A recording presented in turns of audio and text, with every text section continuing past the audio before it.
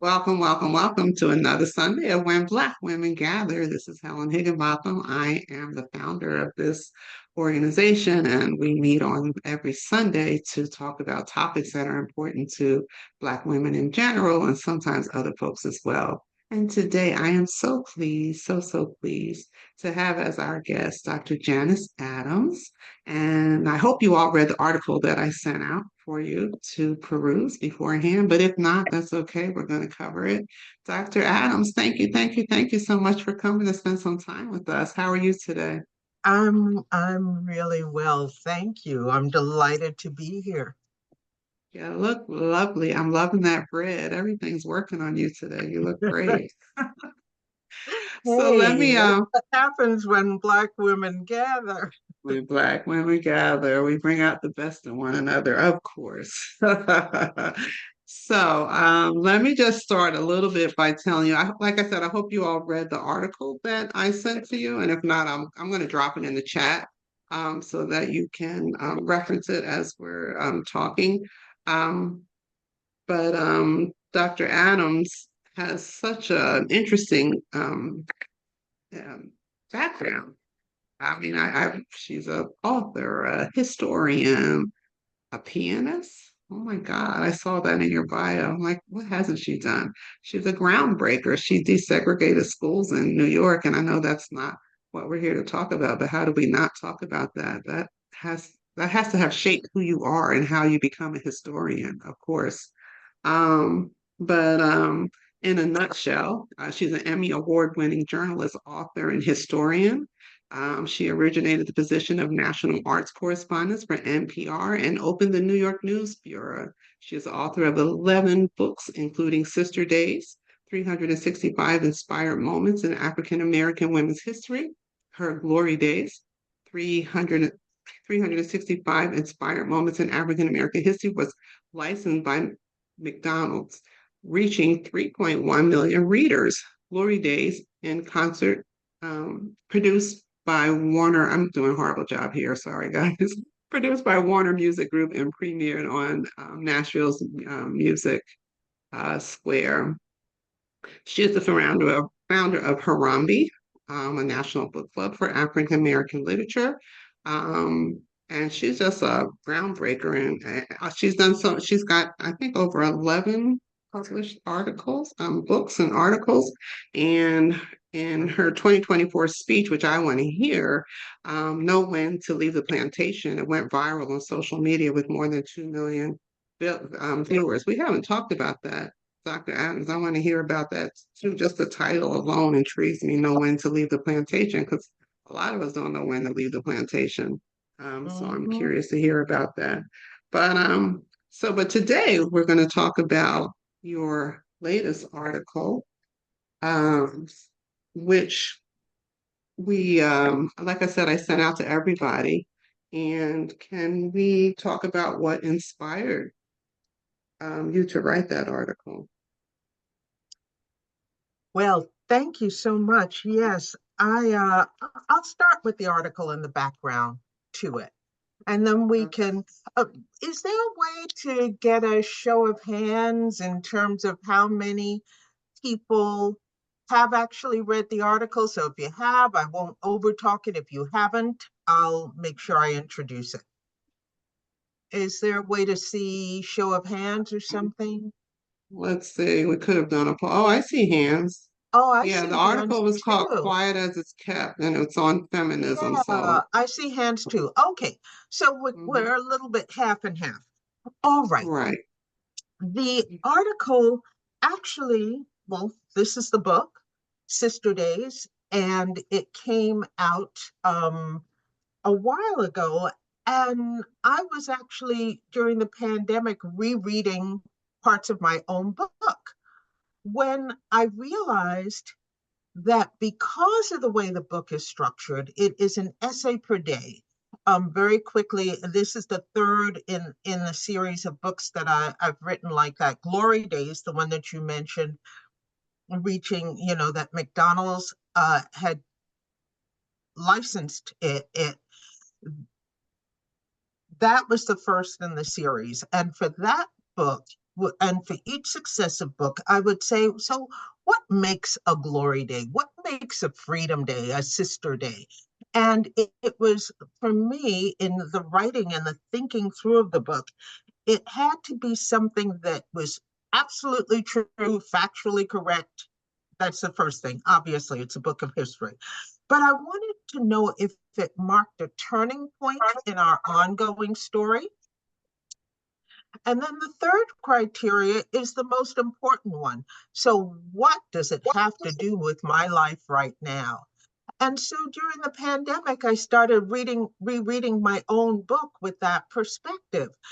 But I did not, because it was giving me the how I got over of Black women in my own book, and saying, how are we going to get over at this point, And I it dawned on me that something I hadn't focused on, but it was in the book, was the 1831 date of a meeting that took place in Philadelphia, September 17th in Philadelphia, 1831. It was just weeks after the Nat Turner the Nat Turner Rebellion. Mhm. The slaveocracy and its sympathizers were reeling. Philadelphia, which was then and still is called the city of brotherly love, went from banning slave catchers to deciding to ban Black people in with that event. And that sounds vaguely familiar in terms of that kind of contorted logic to what we go through even now. And so when I'm reading that, I'm saying, wait a minute, not only did they have that meeting, but 3 days later, on September 20th, and this is in the article, they met again. And by that time, they had written their constitution. They decided that this was like life or death for them. And how are they going to make it through? How are they going to survive this?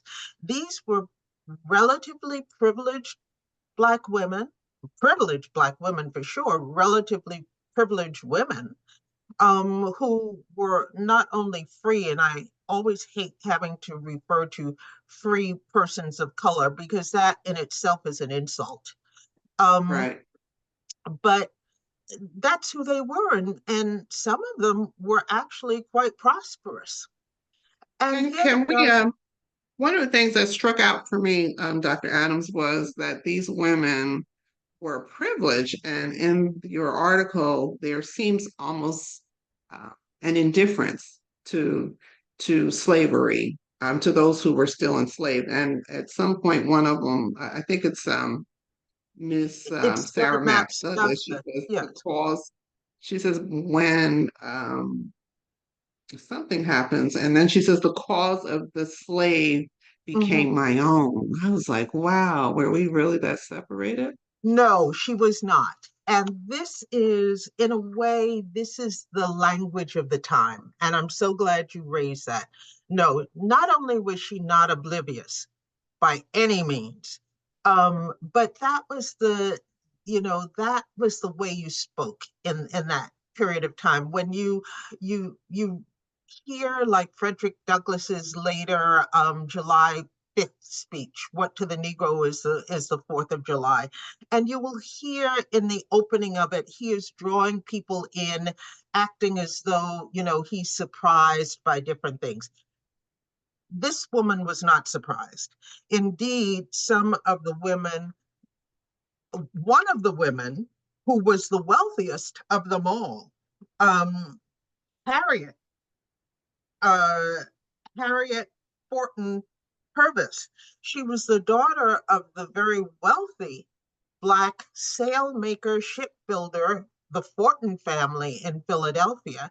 And by day, they were, socialites. By night, they were Underground Railroad conductors. Wow, love it. She was at that meeting. Mhm. So that is, no, they were not. But to your point, yes, though things did change for them. when the Nat Turner Rebellion took place. And here, as I'm saying, Pennsylvania, which has prided itself on, Quakerism, and the number of people, yes, um, the number of people who are speaking as Quakers. Not all Quakers disavowed slavery, but many did.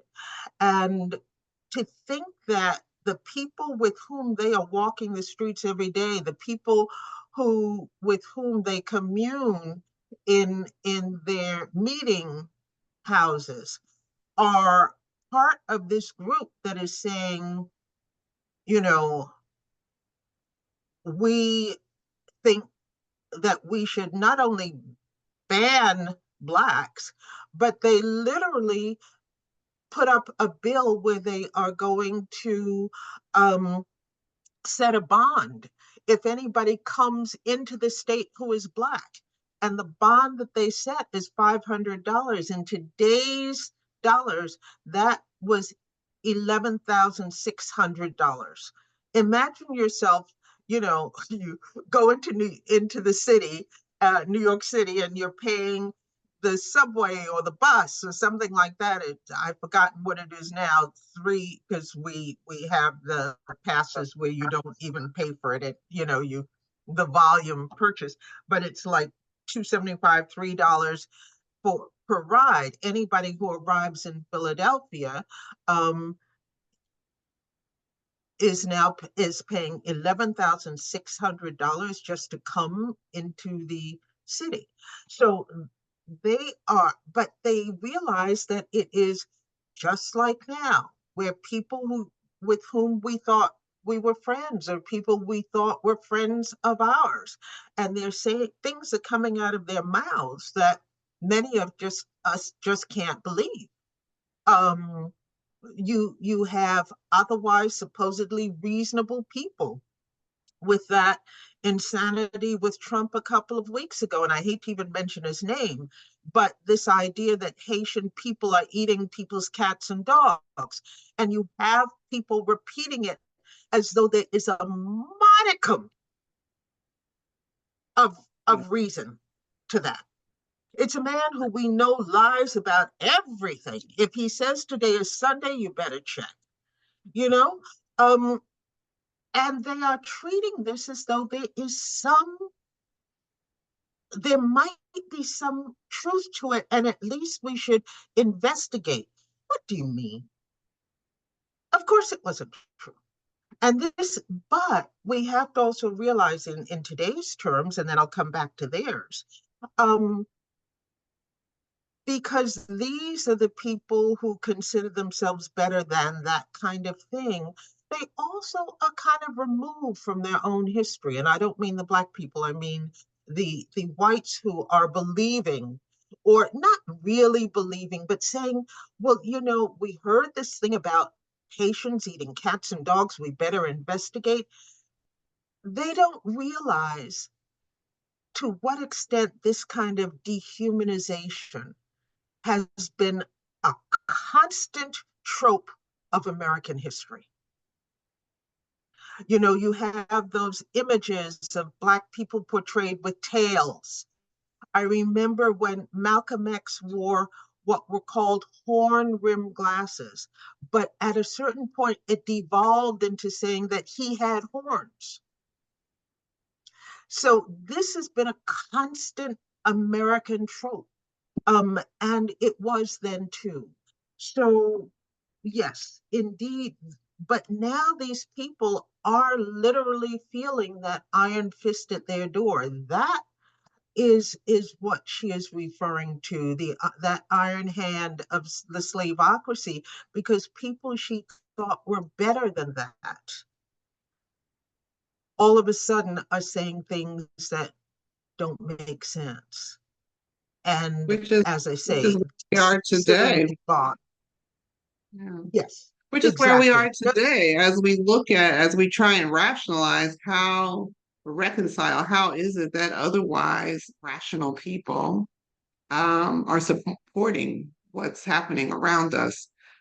People who in other situations would disassociate with someone as illiterate almost, and just, Well, unfortunately, it's not even about illiteracy, but it is about vulnerability because we have some very well off people who are backing this.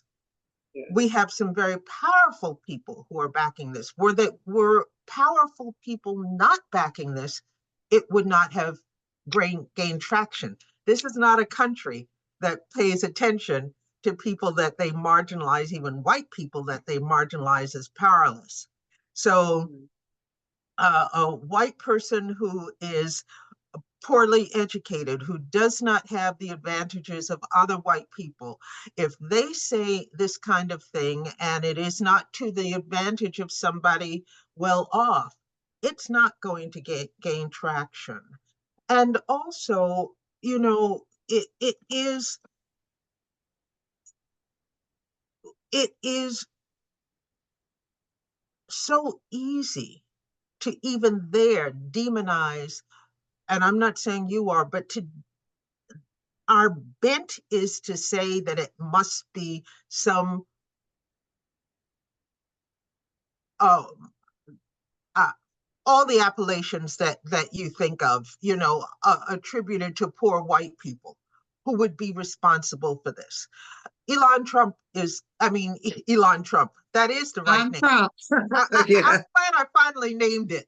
Elon Trump is Yeah. is the wealthiest, supposedly wealthiest man in the world, and he is putting money into this. So, and indeed, when he does, but this is something, and then I'll come back to the safety of history because at least we know how that turns out.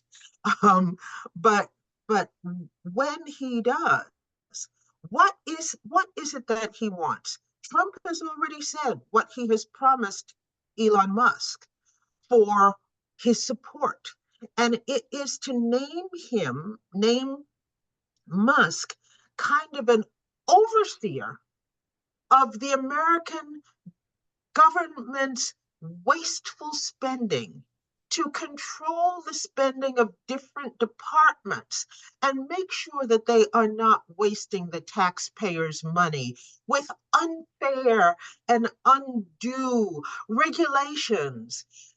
Elon Musk has been consistent in his opposition to regulations. That means in his plants, his workers, he resists regulations of workplace safety. Okay. A couple of weeks ago, we had Musk and Trump joking about who'd be fired. It became a meme.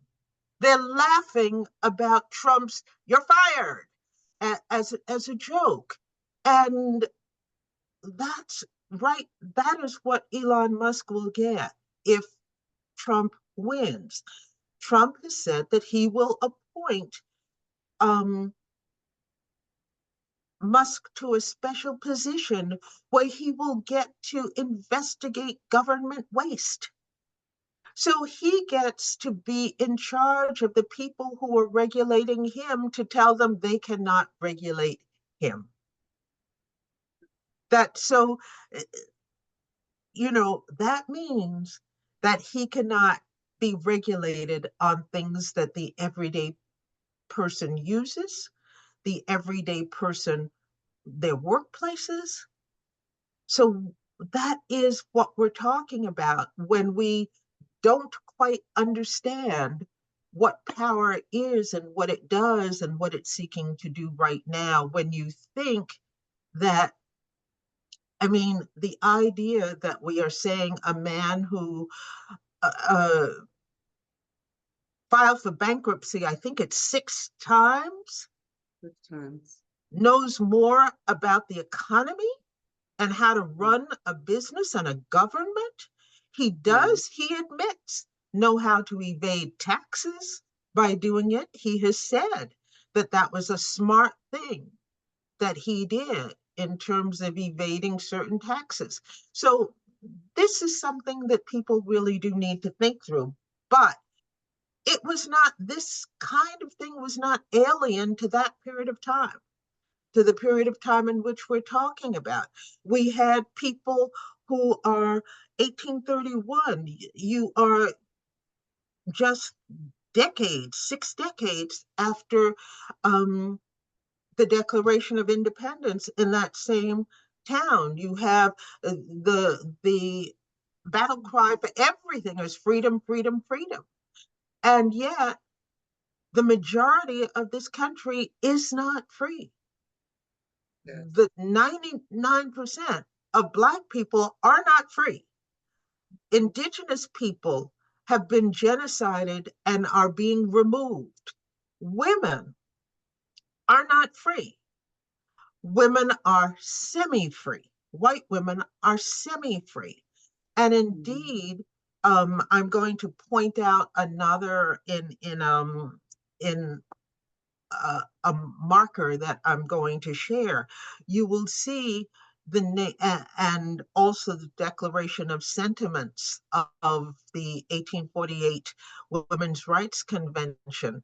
You see men in charge of that, and that had everything to do with who could sign a legal document or who could frame a document that would be called legal, who was in charge. And white women were not in charge of that. So, you will see those things. White women cannot inherit property. They can inherit enslaved people, but they can but other forms of property that are monetary, other than who you can sell, they cannot inherit. And so Can we back up a little bit and talk about Sarah Maps Douglas? Because I found her to be fascinating. And how did you stumble across her? Right. I met Sarah I Maps guess that Douglas in we the should just tell people who she was. Sarah Maps Douglas is a 25-year-old young woman who is actually an artist.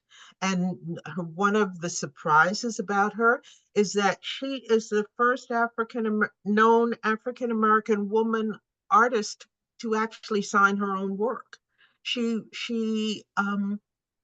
did watercolors and she did florals, and I didn't pull up one, but if while I'm talking, you can just put in your chat Sarah Maps Douglas florals, you'll come up with a couple that you can share.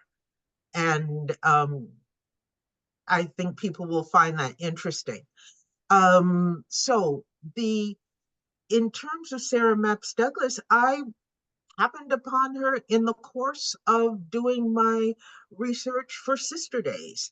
Uh, and oh, good. Are you, Oh, let's see I what didn't she, realize I was sharing my screen. Sorry, guys. Let me stop sharing. I was looking for something. Sorry. I didn't mean to okay. start sharing that quickly. Um, Sorry. that's okay.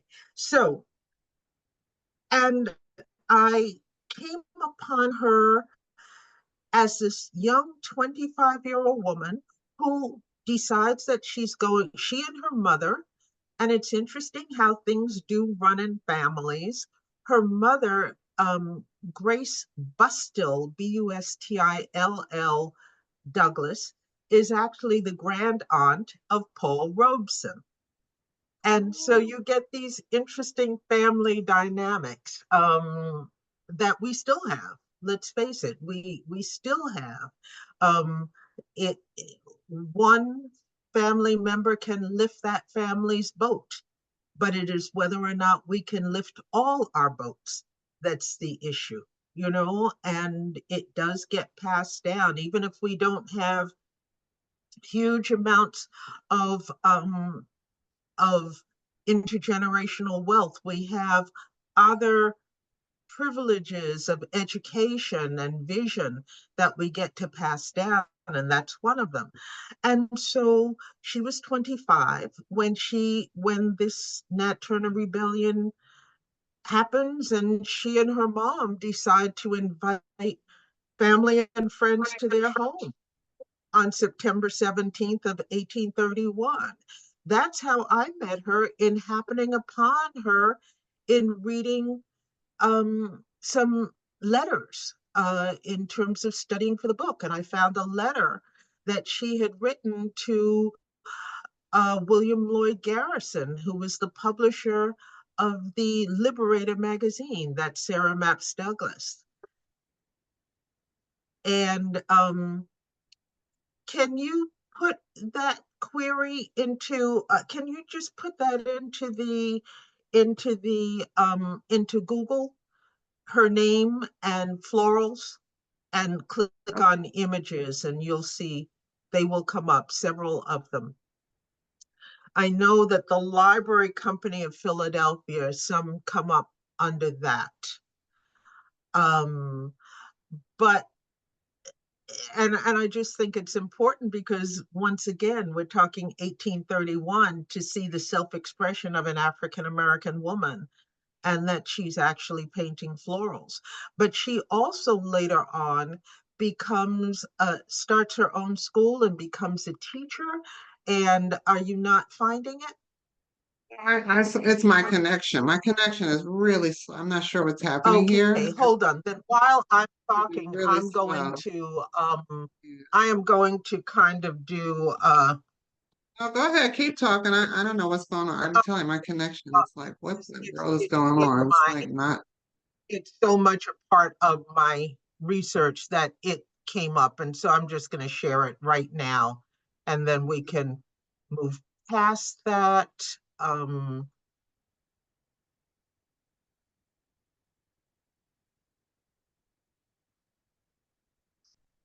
there is her work. Can Oh, you see beautiful. that? Yes, yes. That's one of her pieces, and it's at artherstory.net is showing that. So she was really a very fine artist. She then transits from that into beginning to study biology. She was very well educated. She was educated at home, but she decides to become a teacher, and she studies biology, and she vows that in her school she is going to give her students the kind of education that only males get, that only boys get, and biology is one of them. And she Right. begins to teach girls biology and elements of medicine, and she uses her skill with art to actually do some of that. Sadly, we don't have a lot of her work. What we have is she had instructed that upon her death, she wanted all of her papers. We don't know why. She wanted her papers and things destroyed, but thank goodness, friends to whom she sent letters and included some of her paintings in her letters. That's what this one represents. It's from the album of Amy Matilda Cassie, and it's a watercolor and gouache that Sarah Mapps Douglas included in a letter to her. That's why we have it. I'm So amazed. I wonder why she wanted her things destroyed. we don't know. But I we don't know, but at the same point, I have a feeling that I might know. And I will just say that it is a suspicion of mine, but I haven't gotten to research it. Um, she dies in, oh, I think she died, I've forgotten exactly what year she died, but in the 1880s, put it this way, this is a slight aside, but so much of what we know about the Underground Railroad, once again, it is Philadelphia that happens, and it is William Still who led and who uh, had an underground. He was an Underground Railroad station master, and he did every time someone came through his station, he did a sketch of them. He created not a graphic, but he interviewed them to learn something about their lives, and he kept those notes of each person. William Still Oh, is extraordinary in that he is born in Philadelphia because his parents had were able to escape to Philadelphia, but they had to leave some of their children behind. One of the children that they leave behind, as irony, luck would have it, comes through William Still's station. And he realizes that he is meeting his brother. He has just rescued his own brother who his parents had to leave behind. And I'm telling that story because that just turned, obviously, the occasional rescues that William Still was doing, it made him life and death, everything on the line. Underground Railroad, savior, rescuer. He helps Harriet Tubman on her way in and out. He does whatever he can. He now knows what his occasional work meant. Once again, it's Philadelphia. And but William Still, he hid all of his notes. And it isn't until the 1880s he hid them behind a loose board, I believe it was, in his home.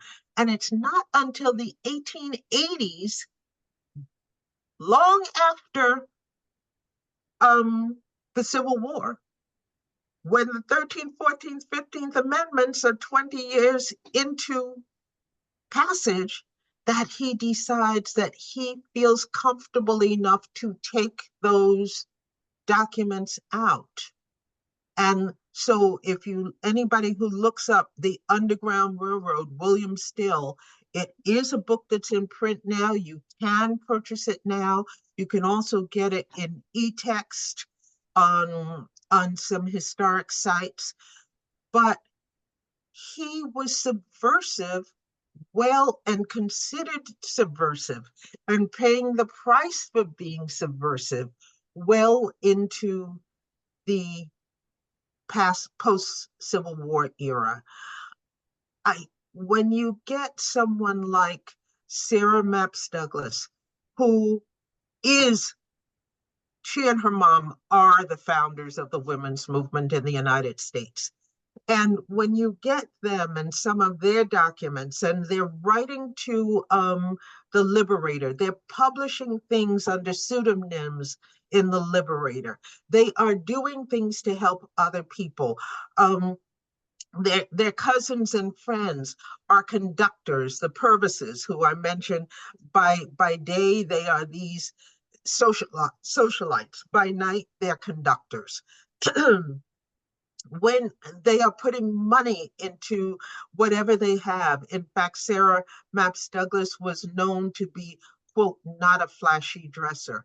It wasn't that she wasn't a flashy dresser because her mother was a milliner, so she had the opportunity to be someone who dressed up and all of that. But Sarah shares a born day with Sister Sonia. Yes. Sister I didn't want to Sonia. interrupt you, but I have to go I back up a see minute that. to say Isn't that that, wonderful? right, Yes, she Dr. does. And Adams, Dr. Adams is Sister here with us Sonia today. Simons, Right. So who Dr. Adams is here with us today through my connection with Sister Sonia Sanchez, who we celebrated her 90th birthday a few weeks ago, yes, yes, which was September 9th. And for those of you who watched the celebration of Sister Sonia at the Schomburg, Dr. Adams was the I facilitator. produced, I co-hosted Yeah. and produced it. So when I Yes. pull up her birthday and I see, wow, she's born the same day as Sister Sonia, I'm like, that's not by No coincidence. wonder she had to hide her papers in the 1800s. Yeah, And, that's pretty cool, right? and I believe she was uh slight of height as well. You know, when we have those powerful sisters, the universe can't, they gotta contain, yes she is. And Well, she and her mother start this they have a female literary association, which they invite it's the women into their home. Philadelphia, that is what they begin Yeah. on September 17th. And thank you, because I'll I don't know which detours to take and which not to take. And so I'm going to be informed in all of this for everybody. Um, we're going to move into a Q&A phase very, very soon, because you can read the article. You don't need me to read the article. I'll give you some background to this, but I want to make sure that this becomes a conversation. So some of the questions that you have, like Ms. Hickey just asked the question about, why would she ask her papers be burned?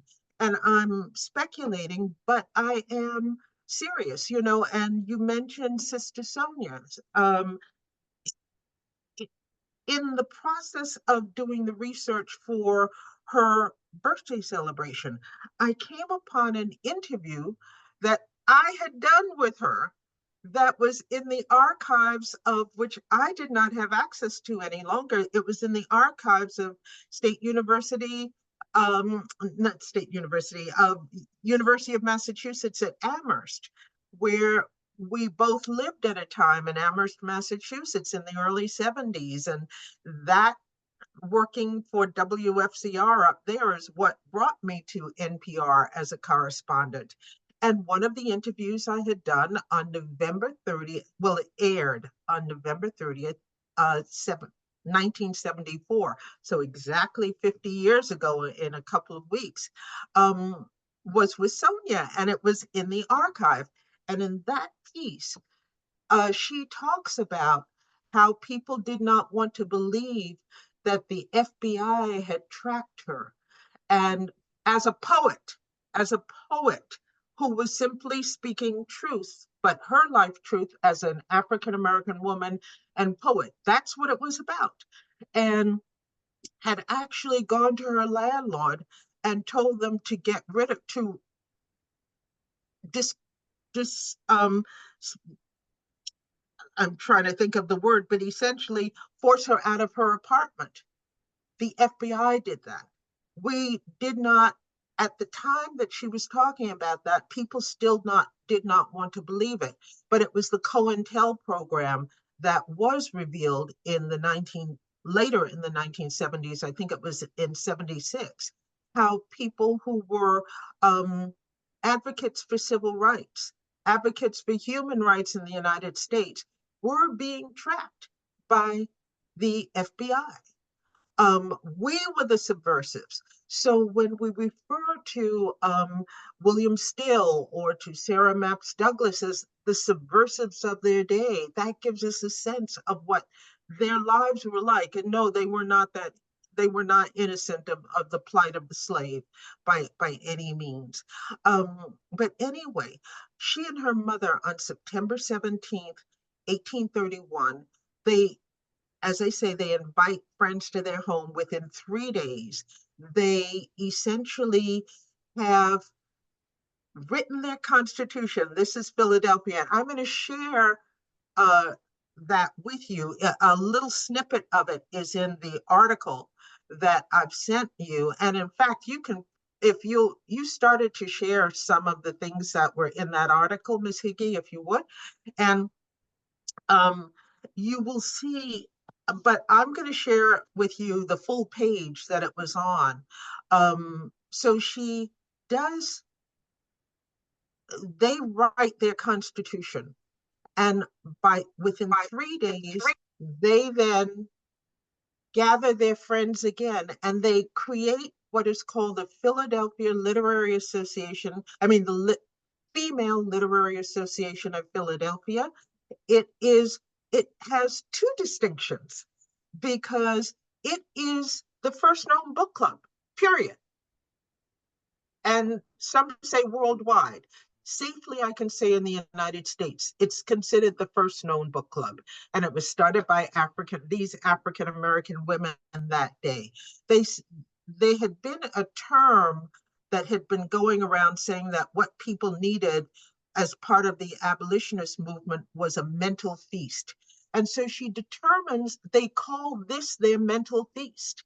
And she speaks of how she needs, their souls and their spirits need a mental feast in the midst of this.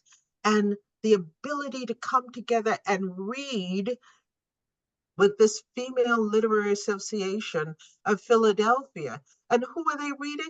Not only are they reading like Phyllis Wheatley, who would have been not a contemporary author, but just 20 years deceased, I believe. I think it's, I think she died around 1811.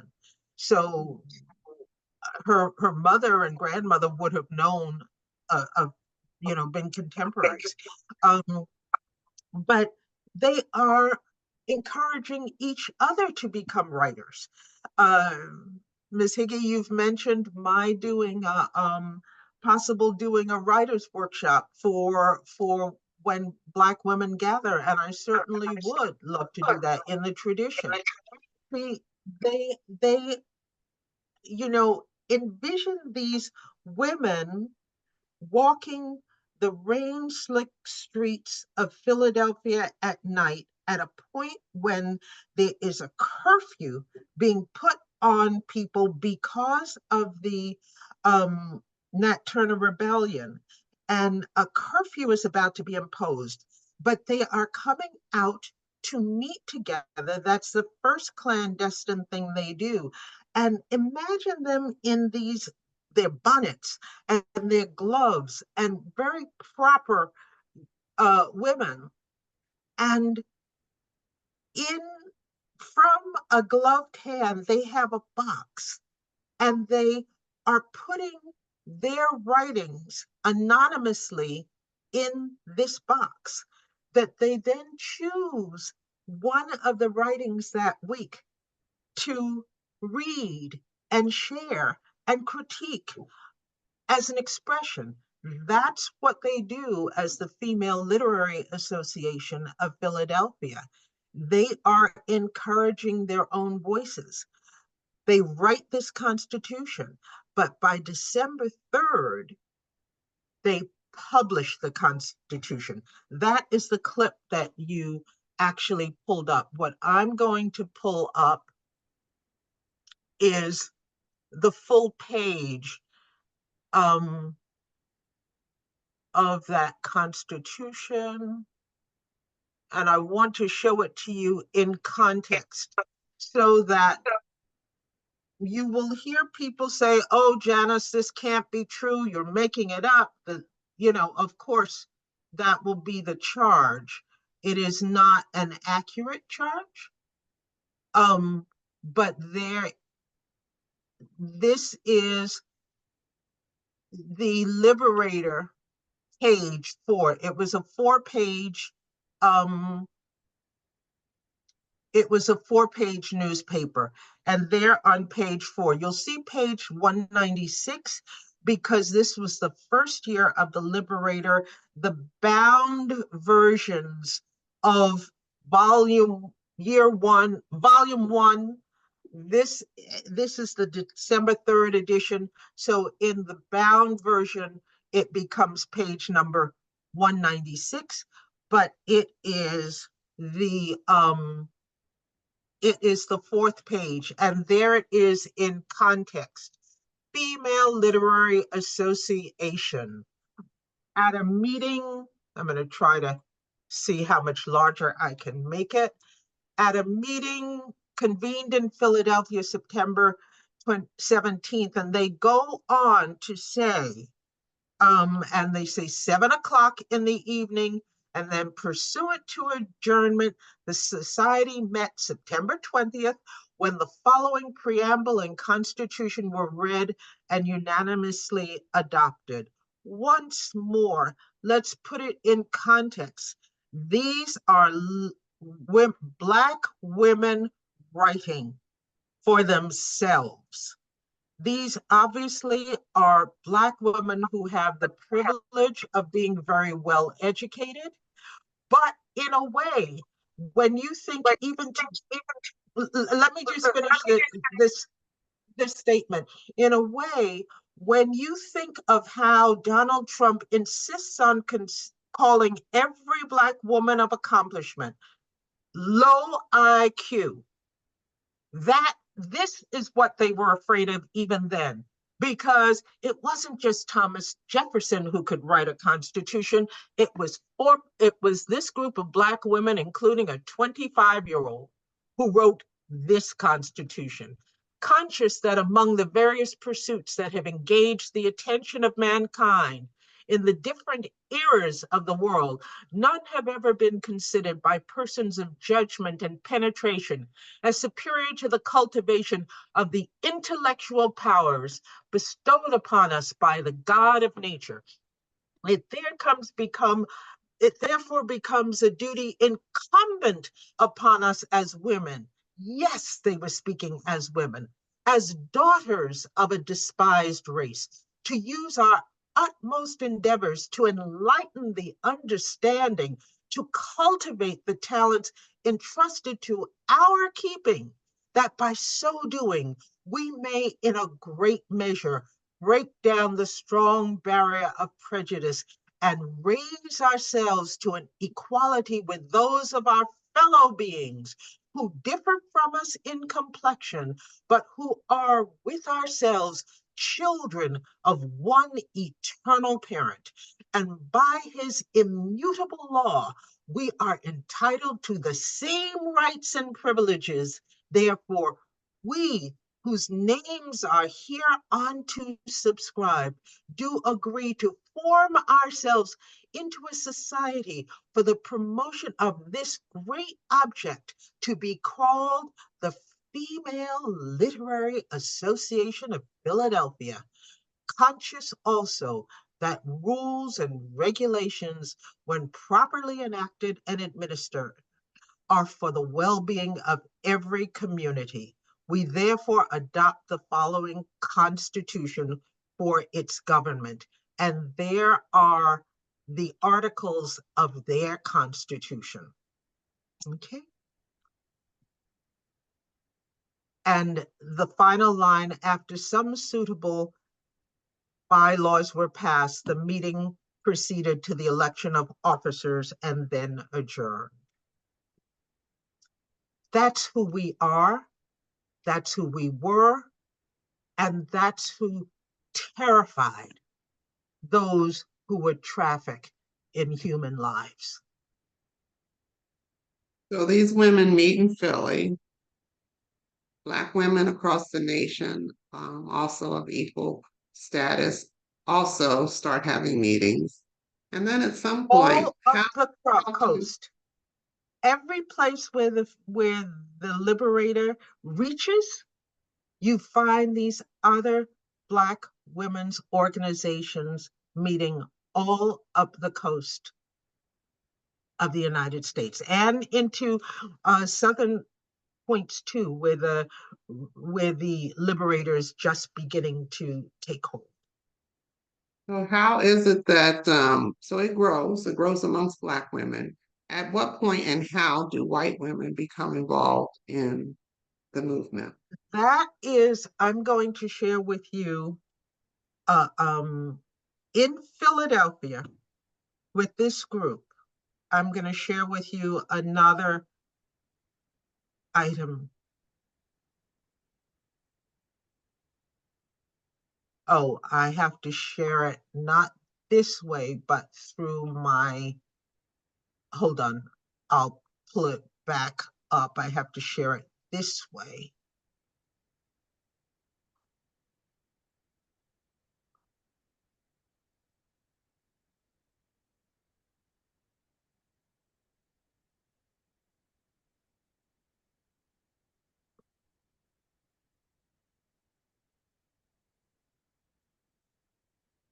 Can you see that?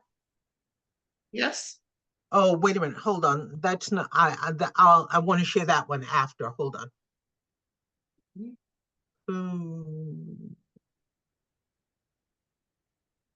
The reason I want to talk about that because it brings us to where we are today.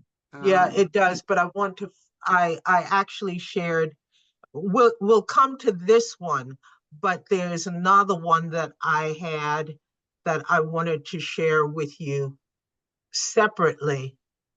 Oh, darn. I did pull it up. What's happening is that the page that I had set aside to pull it up from is being covered by totally understand. was covered by the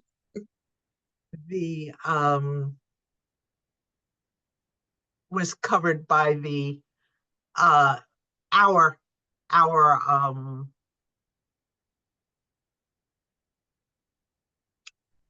our list of people who are attending. Here it is. Can you see female anti-slavery marker? Yes. Mhm. Let me start it again, just in Yes, case. I could see it. Oh, okay. I wasn't sure that you could see it, but Yeah. I mentioned Very- to you that um, Sarah Mapps Douglas is a Quaker. And through the Quaker movement, even though in some Quaker congregations, um, Black people could not sit in the same pews and in the same part of the congregation with whites, but they did know each other. Lucretia Mott, is there anyone, just raise your hand if anyone knows the name Lucretia Mott? Yeah. Anyone? Yeah, I I see. can't see No, because I of, see people who've raised their electronic hands at the end of the okay, bottom of. has Right. anybody? Yes. Okay, Lucretia Mott is important in 1848 with the founding of the Seneca Falls event because Lucretia Mott is the co-founder of the 1848 Seneca Women's Rights Convention. But Lucretia Mott, all these years earlier, knew Sarah Mapps Douglas and joined Sarah Mapps Douglas in founding this Philadelphia Female Anti-Slavery Society. This is what Erasure looks like. The Black people who started the Female Literary Association of Philadelphia, which then becomes the Philadelphia Female Anti-Slavery Society, they're completely erased from that sign. That's what erasure looks like. And I want to make a point that confirms this in a different way. I mentioned to you, and I'm doing this deliberately so you see it on sites that have nothing to do with Janice Adams, that are established sites of other people. This is faithandlibertytrail.org. This is a Quaker affiliated site, and they have proudly put down that on this spot, the Philadelphia Female Anti-Slavery Society was founded. Harriet Horton Purvis. That's the one I just told you was at the meeting at the September 1831 meeting at the home of Sarah Mapps Douglas and her mom. I just told you that she was a very wealthy woman who by day was a socialite, by night she and her husband, Robert Purvis were conductors. Here they are, and Robert Purvis is the one who signs to co-found this organization with Lucretia Mott, who ultimately will be co-founder of the Seneca Falls event. So here you have the lineage. Here you have, in a way that you can see for yourself, the connection. Yes, they knew each other. And indeed, Sarah there is another event that I'm going to show you. Because of this alliance, and because Black women who founded the actual initial organization are erased from this. They're talking about Black people, and the Black people who are involved are erased from their own agency. So I'll stop the share on that. But yes, they do know each other, and there's the documentation of it right there. And they form their own alliance. They grow as a group. The women come together. They are meeting together. They are having all sorts of events together. There is a woman named Maria Stewart in 1832, who it becomes the first woman of any background to ascend the lecture podium. Those of those of you raised in the church, or who know the American churches, that women should keep silent in the church. Okay, that was a societal regulation that women were not supposed to speak in public.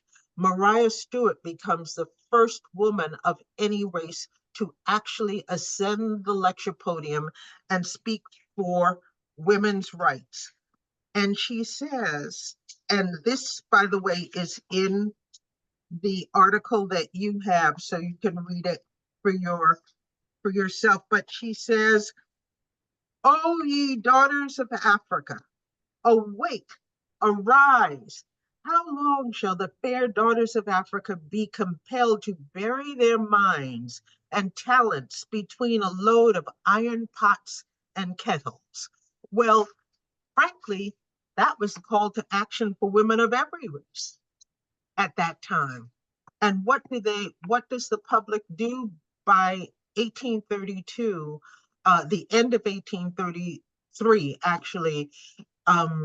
Maria Stewart has to stop talking because she's in fear of her life. She is threatened with everything imaginable.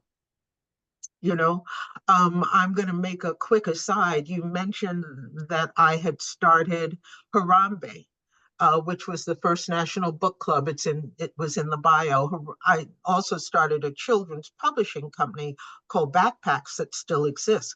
But I started Harambe, which is the first national book club for African American literature. I founded it in 1990. I included a link to the New York Times coverage of it in the bio that I sent you. And I'm mentioning it now. Harambe does not exist any longer. Within 6 months of my having founded it, I was getting death threats. I had to turn my home in Connecticut, in which I had my offices. I had to turn my home into a Fort Knox. I had to send my children away while the entire house, every door and window was wired. The, the driveway of my home had to be wired. Why? Because I was getting phone calls and letters. I was one of the few Blacks living in the town of Wilton, Connecticut, and I was not hard to find. We had a post office box address. We didn't have my street address on anything. But nigga, how dare you think you have books that someone should read? And it just went on and on. And finally, my employees were being threatened with being followed to their homes. It was, and we're talking 1990 in Connecticut, okay? And Harambe was such a strong launch, I will say, that it's before the internet, but NPR covered the story. And one of my good moments that I'm proud of from the launch of Harambe, which literally did change the publishing industry for writers, for readers and for the publishing industry itself were changed by the launch of Harambe. The reason for that being that, as an editor told me when she called me, was that we can now get books, Black books published that we previously could not publish because there is a possibility of a book club deal. And that was the sticking point that kept many Black books from being published prior to that time. The first book by a Black author to get a book club deal is Richard Wright's Native Son. The next book to get a book club deal with Book of the Month Club being the known book club of record was Toni Morrison's Bluest Eye in 1972, 30 years later. So when I start with Toni Morrison as friend and mentor, when I start Harambe, it is a thing. And NPR's phones were so flooded that NPR had to put on its weekend answering service the name and address, post office box address of Harambe, because the outpouring of Black people wanting to have access to our own books was that strong. That's what Harambe represented. So it represented how we thought about ourselves, like those women in 1831 who start the first book club period. Helen, are you asking what year is this? If that person is asking, you told it. You me, shared it's it. 1990 is the year in which I was taking death threats for launching Harambe. If you click through that bio, it will pull up the New York Times article. It's not in the work that I sent. It's not in the article that I sent to people who are here today, but I'm just detouring to that because it puts all of this in context. I remember when Harambe was founded, I got letters from one woman who said she was a doctor.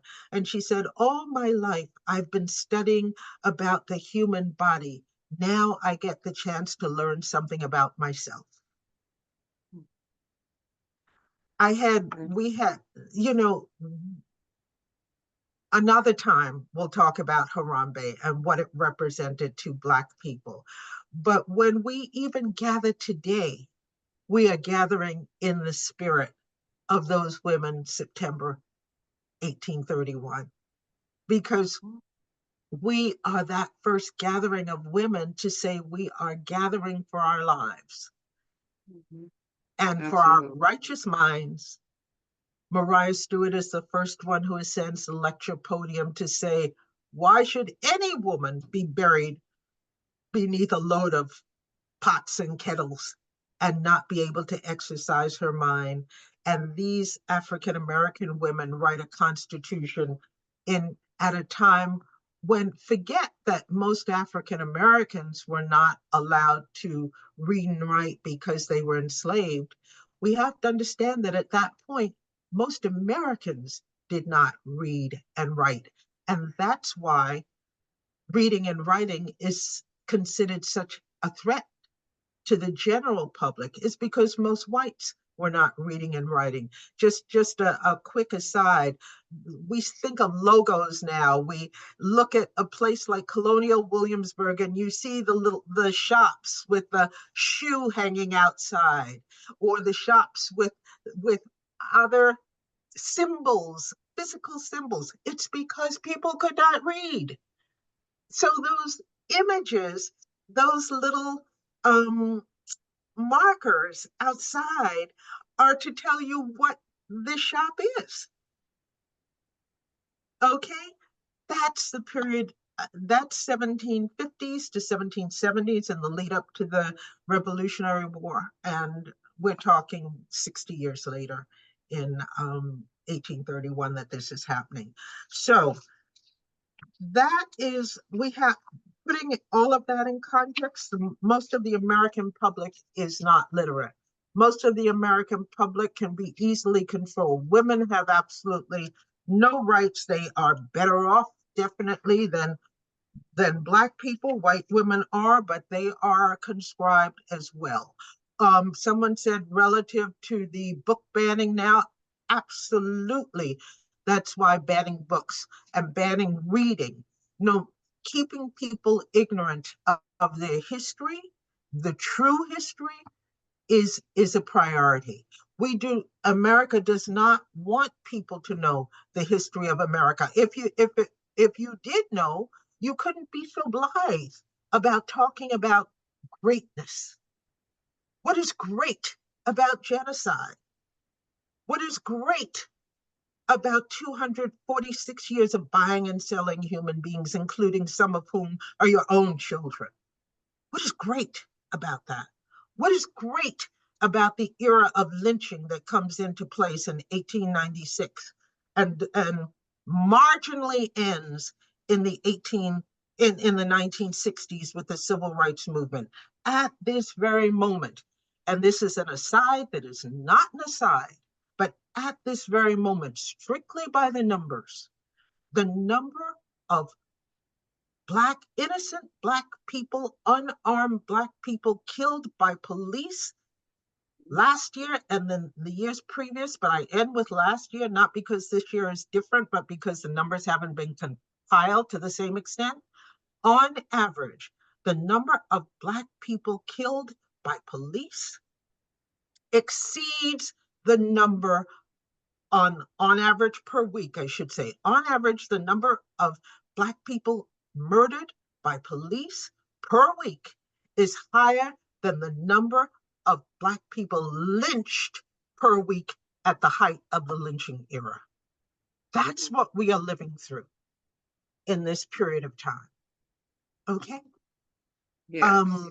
And we have to understand, hence, you can't, if people can read your real history, if people can see what happened to George Floyd and see that there's a precedent to it, and I'm going to now call your attention to the precedent that divides women, and that is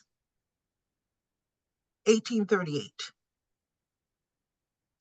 And in 1838, these women who have been gathering together, they have been talking to each other, they've been talking about their rights, they've been saying, we are entitled, as Sarah Mapps Douglas writes in that Constitution, we have been entrusted with talents to our keeping. And they are going to have a convention in 1838, May 17th, 1838, at the brand new Pennsylvania Hall. It is the state-of-the-art concert hall. Consider it the equivalent then of Carnegie Hall today. Carnegie Hall being created in the late 19th century, but Pennsylvania Hall erected in 1838. It was erected as a place where people who were supportive of human rights could come together to talk to each other about the betterment of humankind, et cetera, et cetera. On May 17th, 1838, the women were having their first convention. And it would be all these women from Philadelphia, the Philadelphia, the Female Literary Association of Philadelphia, having morphed into what is now the Philadelphia Anti-Slavery Convention, and those who have formed Philadelphia anti-slavery, have formed anti-slavery and literary societies all up and down the coast. They're coming together in Philadelphia. And the white men have been incensed, and they are telling the women, you cannot meet with those colored women, to use the polite term of the day. And the women are still meeting with each other. These are all women of relative privilege. So they are still meeting with each other. And their husbands are absolutely against it. And the men hearing that they are going to meet in Philadelphia on May 17th, can you pull up oh, wait a minute. I do have it. I have it in what I saved for us in my Keep doing that. I don't mean to hit that. Sorry, folks. and I pulled it up here because once again, I did not want anybody to say that we made this stuff up. I know better than to think that you'd be on this call to say that, but I'm saying it because it is important that when you then carry the story forward, you have what you need to have. Library of Congress. So I pulled up the copy there.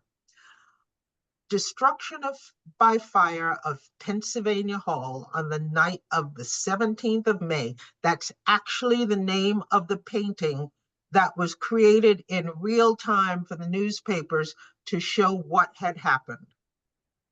With the women inside, white men torched Pennsylvania Hall, with the women fleeing for their lives. If you can see my pointer, you will notice the firefighters. Here are the fire trucks on the lower left.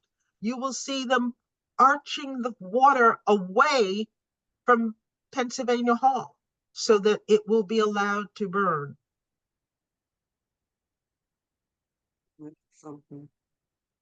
All right. And there are Black women and white women defying Together white in men. that building, and that is the threat to white men that these women should dare to come together to talk about their own lives and having any kind of rights at all. This 62 years after the Declaration of Independence is signed just down the street. Freedom, freedom, freedom. We hold these truths to be self-evident, that all men are created equal, that they are endowed by their creator with certain inalienable rights, that among these are life, liberty, and the pursuit of happiness. Just down the street, they write that. And in the shadow of that, this is what they do for other people's rights. Okay? And so when we talk today, I'm just going to now fast forward this. But I want to ask you something as an attorney. When you read, and then we're going to talk about what this means and what happened after that, that has driven women, white and Black women, apart ever since, and therefore why this election is so important. That step, other white women had said, yes, we're going to vote for Kamala Harris. But when Liz Cheyney, the daughter of a vice president, the daughter of an arch conservative Republican vice president, Dick Cheney, decides that she, as a former congressman who was pushed out of office because she would not just go along to get along on the insurrection of January 6th, when she comes out for Kamala Harris, she is taking a step that has not been taken since May of 1838 to have women, Black and white, officially united in the cause. I want to ask you, when you read that Constitution, because you're an attorney, you're accustomed to reading documents, what do you think? What does it make you think? How do you feel? I guess for me, I look at this in the context of today. Liz Cheney was a part of it. But prior to Liz Cheney, what strikes me is that, that on one night, 44,000 Black women unite at the drop of a dime. And then days later, 164,000 white women unite at the drop of a dime. And so when I'm reading your article, this is what I'm thinking. Like, and as threatening as it was in 1831, is it as threatening in 2024? Um, in terms of the Constitution, honestly, I'm I talking don't the know why. Constitution the Black women wrote. Oh, phenomenal, phenomenal. And I think you make strong points that, here we are in 1831. These women are defying every image of them of being, ignorant and what'd you say, behind pots and kettles. They're like, no, we're very learned and talented and skilled women. And of course, that was a threat. And for that reason, we're still a threat. How many times are we hearing even now that the most educated sector of the American community is a Black woman? So we're still a threat. So I read your article and it inspired me because so many things come into play, so many um, correlations between then and now that to me are just so relevant. And Liz Cheney, she's that was pretty courageous of her to do too. And even when the women are, so you have Black women gathering, then you have white women gathering, you have Black men gathering. But the one, and I don't think anybody, they were a little concerned. But then when you have white men come together and also raise these significant amounts of money for Kamala Harris, well, now we're paying attention, right? Because we can keep the little misses in I think they feel pretty. And it'll be interesting to see what white women are going to do in 2024. Are they going to follow the lead of white men and vote for Donald Trump? Because in 2016, it was astounding to me that they had not shown up for their own sister. So will they show up for Kamala Harris? And I listened to some of the takeaways from the white women's call, and the white women were saying things like, if we had only listened to Black women, um, and I don't think so. So again, when we talk, and then we hear all this talk about Black men and, supporting Donald Trump, which I think is exaggerated. Um, but when we talk about just men in general, are Put men it in, this way, just to your point very quickly. How often does the United States talk about who Black men vote for? that's true. So all of a sudden, Yes. we have all this coverage of all these Black men who are going to. No, I do not believe that Black men, 78%, I believe that the number is, and I have it in my notes, I can pull it up, but it's no less than 78%. 98% of Black women voted for um, uh, Hillary Clinton, and it was no less than 78% of Black men who voted for Hillary Clinton. Yeah, what they don't talk about, which I was astonished when I woke up the next morning, that white women have voted so overwhelmingly for, either voted for Donald Trump or didn't vote at all. I just didn't understand that. So when I look at what's happening then and what's happening now, well, what's the correlation? Are men in general, white men specifically, still concerned that Black women and white women coming together could be, a powerful source? And if we do come together, will we come together just for at this moment to get through this election, and then will we go, fall into our separate camps after that? So I don't know. That's the kind of things I want to hear from the people on this call. Like, what are your thoughts on all of it? And I will just make the final point on this piece is that when they set fire to Pennsylvania Hall and the women had to flee, they fled to Sarah Max Douglas's school, where she was she had started her school by that time, and they fled to the schoolroom and met there together. And in the article, you will see, those of you who haven't said it, you will see an article, a snippet from a letter that Lucretia Mott wrote her own son-in-law about what happened at that and the pressure that white women were under, not still under, not to associate. They called it amalgamation with Black women.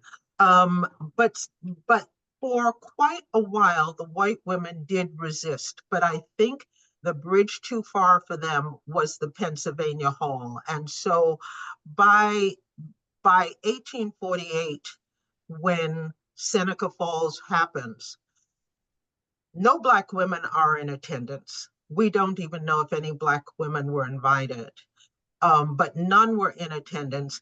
And the most prominent women's rights advocate of the day there was a Black man, Frederick Douglass. And he's the one who argues for women's suffrage, signs the Declaration of Sentiments, along with other people who decided to sign. A lot of people did not want to put their name on that document, even though they were there, but he does sign it.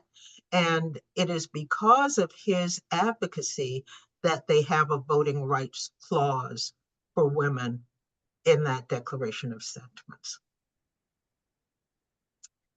But from right? then on, Black women are pushed aside by white women.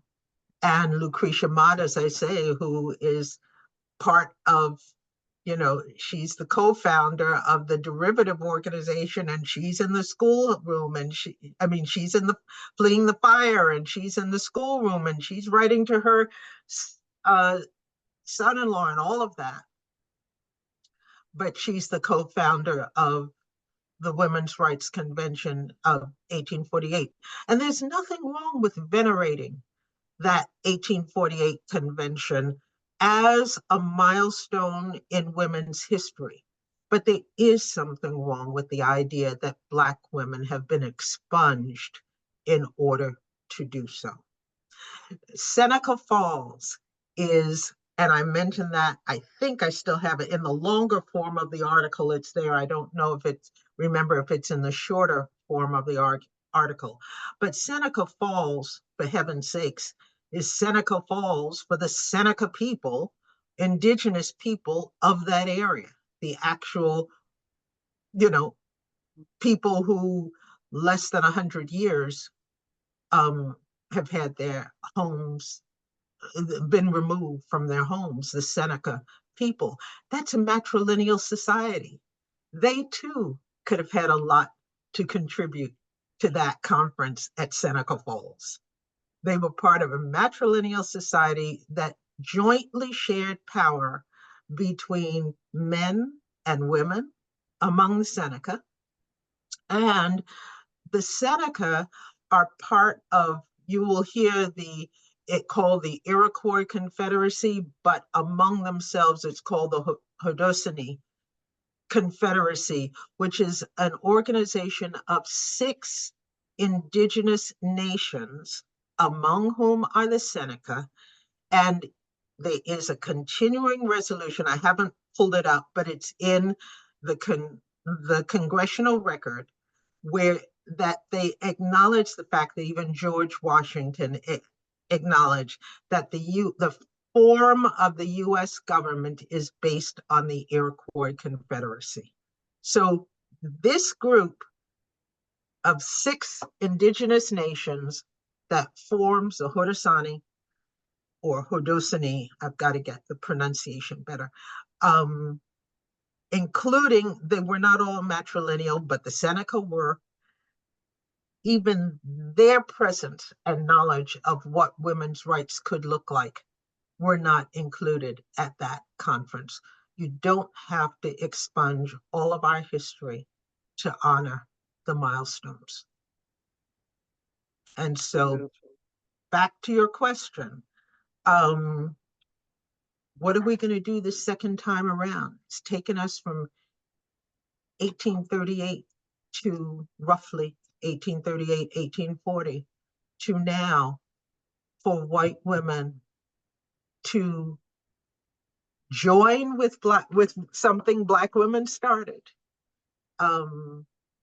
and say, in our own best interest, we are forming an alliance.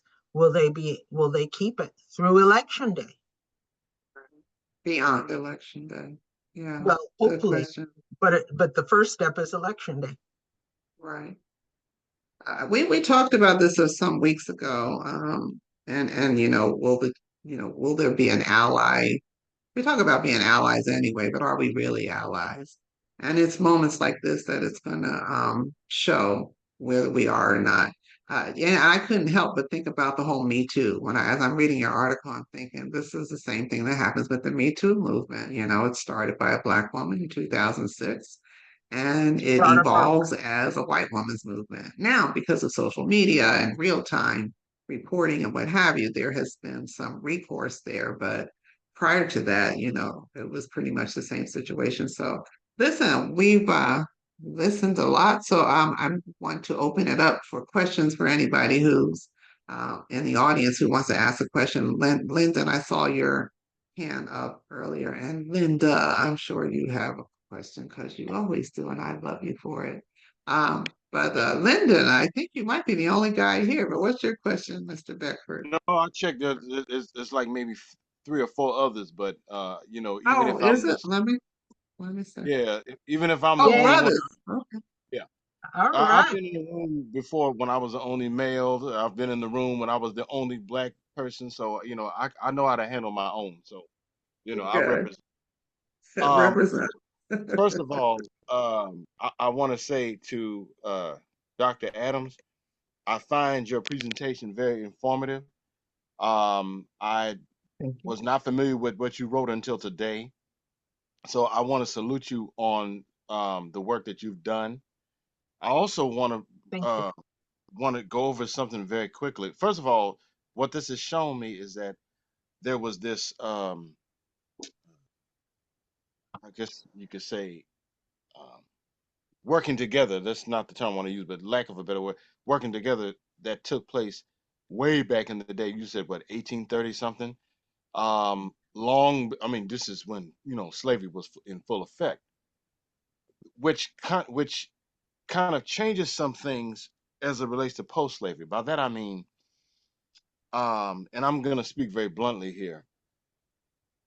From what I've been able to glean from history, and I study history, Ida B. Wells, Mrs. B. Wells Barnett, ran into some problems with the Susan B. Anthony's of the world, and there's another one. Name escapes me right now, but there was some pushback.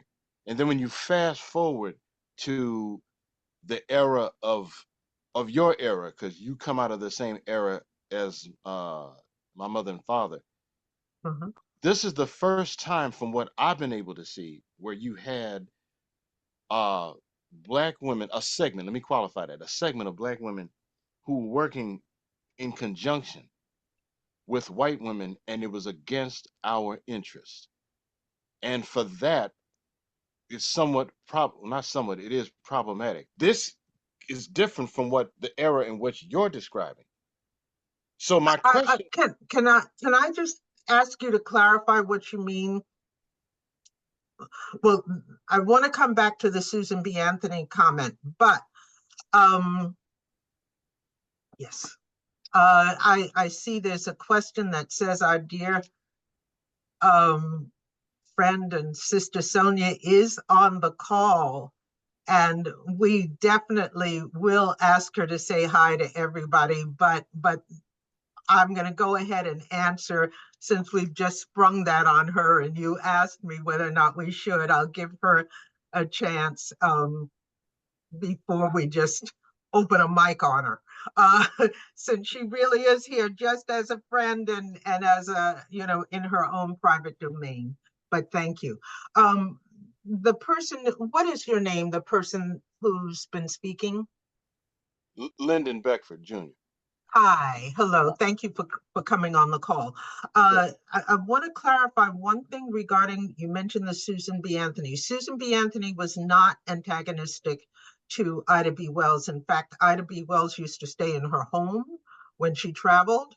Susan B. Anthony, actually, I know because I did a show from a document an audio documentary from the home of Susan B. Anthony, that she actually fired a woman who refused, in her employ, who refused to work if she had to do anything for Ida B. Wells. And that woman was told, take your bonnet and go. So that was not Susan B. Anthony. However, Elizabeth Cady Stanton was the partner of Lucretia Mott in co-founding the Seneca Falls. And we do have documentation that Lucretia Mott was not as evolved as she should have been. And there are going to be statements that Susan B. Anthony, especially when the women were put in the position of having, white men put women, period, in the position of saying it's either white women get the vote or black men, but it can't be both. And so you will have statements that are not the finest hour for some of those women, but it wasn't Susan B. Anthony who was the one who disrespected Ida B. Wells or forced her from the 1913 Women's Parade. I just want to be clear about that part. But you said something about that we supported them, but not in our best interest. And I'm not challenging, I just want to clarify so I understand what you're referring to. Oh, okay. I was talking about the 60s going into the 70s. And okay, for example, now I'm about to get personal for a second. My mother, who just turned 83 last week Tuesday, to this day refuses the term Ms. I remember I was an 11 and 12-year-old, and she and I had a conversation in our kitchen, and she said, "I don't know what they're talking about, this Ms. I'm Mrs." And at 83 years old, she still refuses that. And she also shared with me in recent times that she, my aunt, and my grandmother, who was living at the time when we saw this paradigm shift, could not grasp how is it and why is it that you had a segment of black women. And most I'm qualifying, and I'm not making a broad statement, but a segment of the population who worked in concert with white women, middle class white women, who did not have our best interests. As a matter of fact, in many ways, I know this is gonna get me in trouble, people, but I can handle it. Um, Acted as if black men were more of a problem than white men. And I'm here to tell you, this is a 56-year-old black man talking, and that I have a problem with, because I don't see that type of the same energy used towards white men. When the fact of the matter is, they are the architects of this madness. And I notice when I'm talking to women who are 20 plus years my senior, they're stunned to hear from me. In fact, one woman, I'll end it with this. One woman actually said to me, "How does somebody your age end up thinking like this?" Well, she quickly found out I'm not some ragtag stumblebum who can't think past his nostrils. Okay, God gave me a brain and I use it, and I'm not going to allow people to use their seniority, if you will, as a way to punk me. So, Okay. That's pretty much where I am with it. But I just wanted to get an idea of why that was that happened late 60s going into the 70s. I'll land my I'm going to answer you as a woman who does use the term Ms. Okay. And I'm going to answer you as a Black woman who has been part of the women's movement. And I'm going to tell you what I've been a part of and what I have not been a part of. Ms. Higgy and I were talking, and I mentioned that I have always worked under my own name.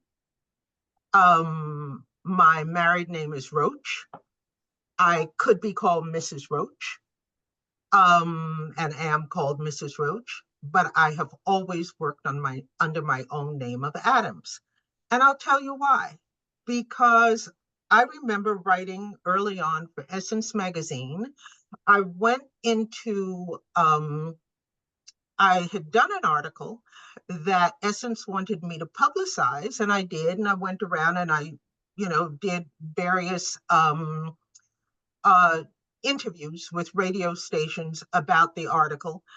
And at a certain point, a Black man who was interviewing me about the article knew who I was married to, but that wasn't the full issue.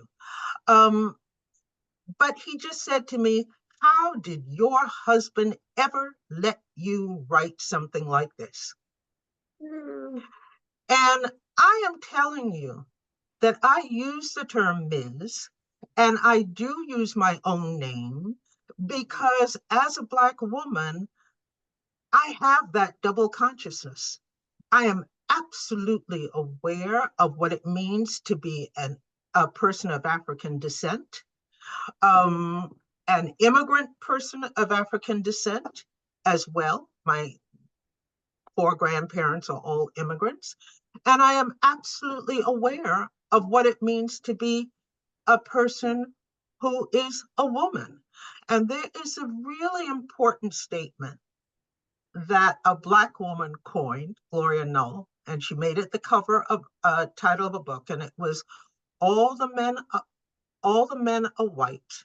Excuse me, all the men are Black, all the women are white, but some of us are brave.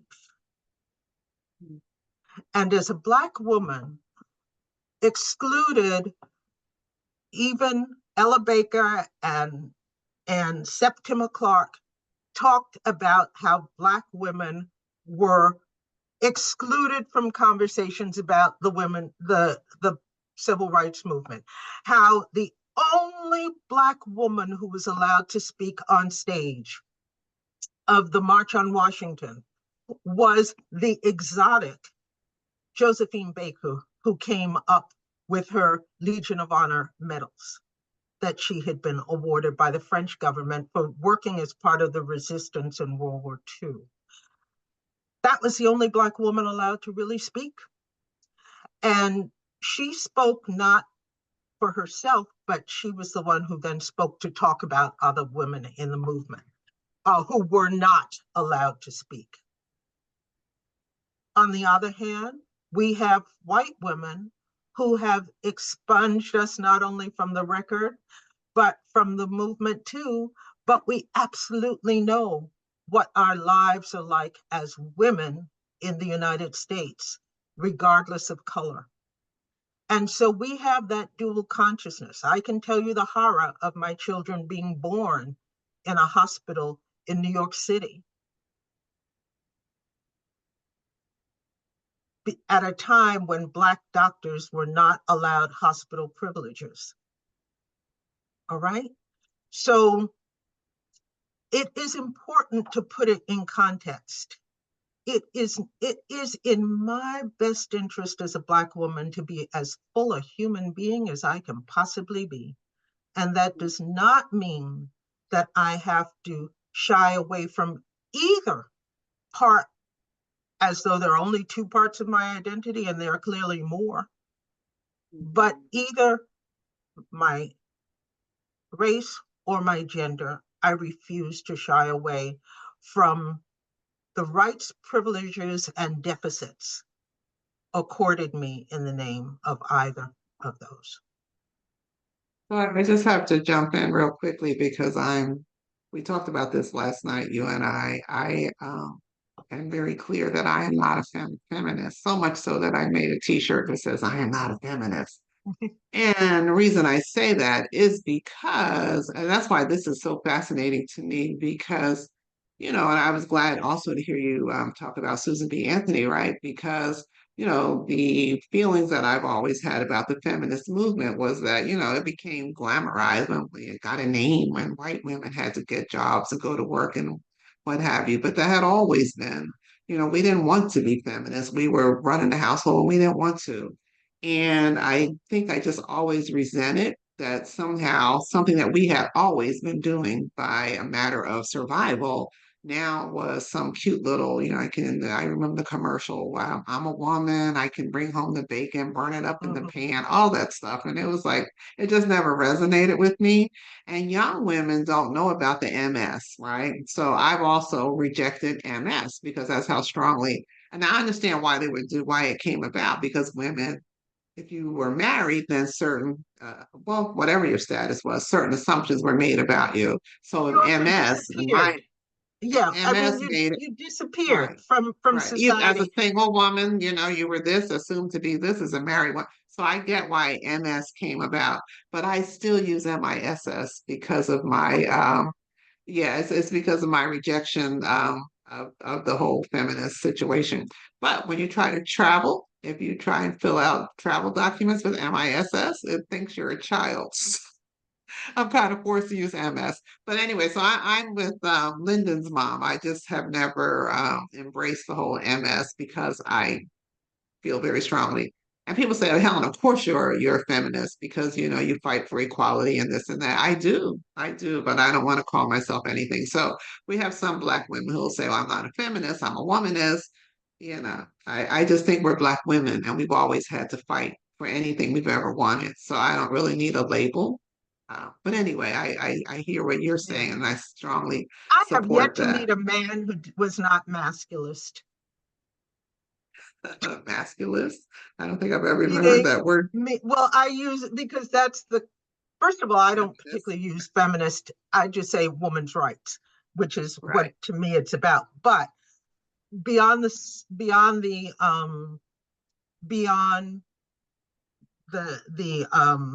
what am I trying to say? The semantics of the conversation.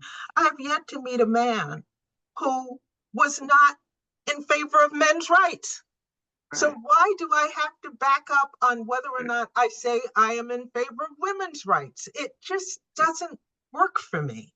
But Yeah. that said, in the context of what my grandmother went through, who was a relatively privileged woman in the Caribbean who was born into a family where only because she was relatively wealthy did she even survive. She was a twin born 2 months premature, and would not have survived had it not been a relatively wealthy family with round the clock care provided for her in 1891.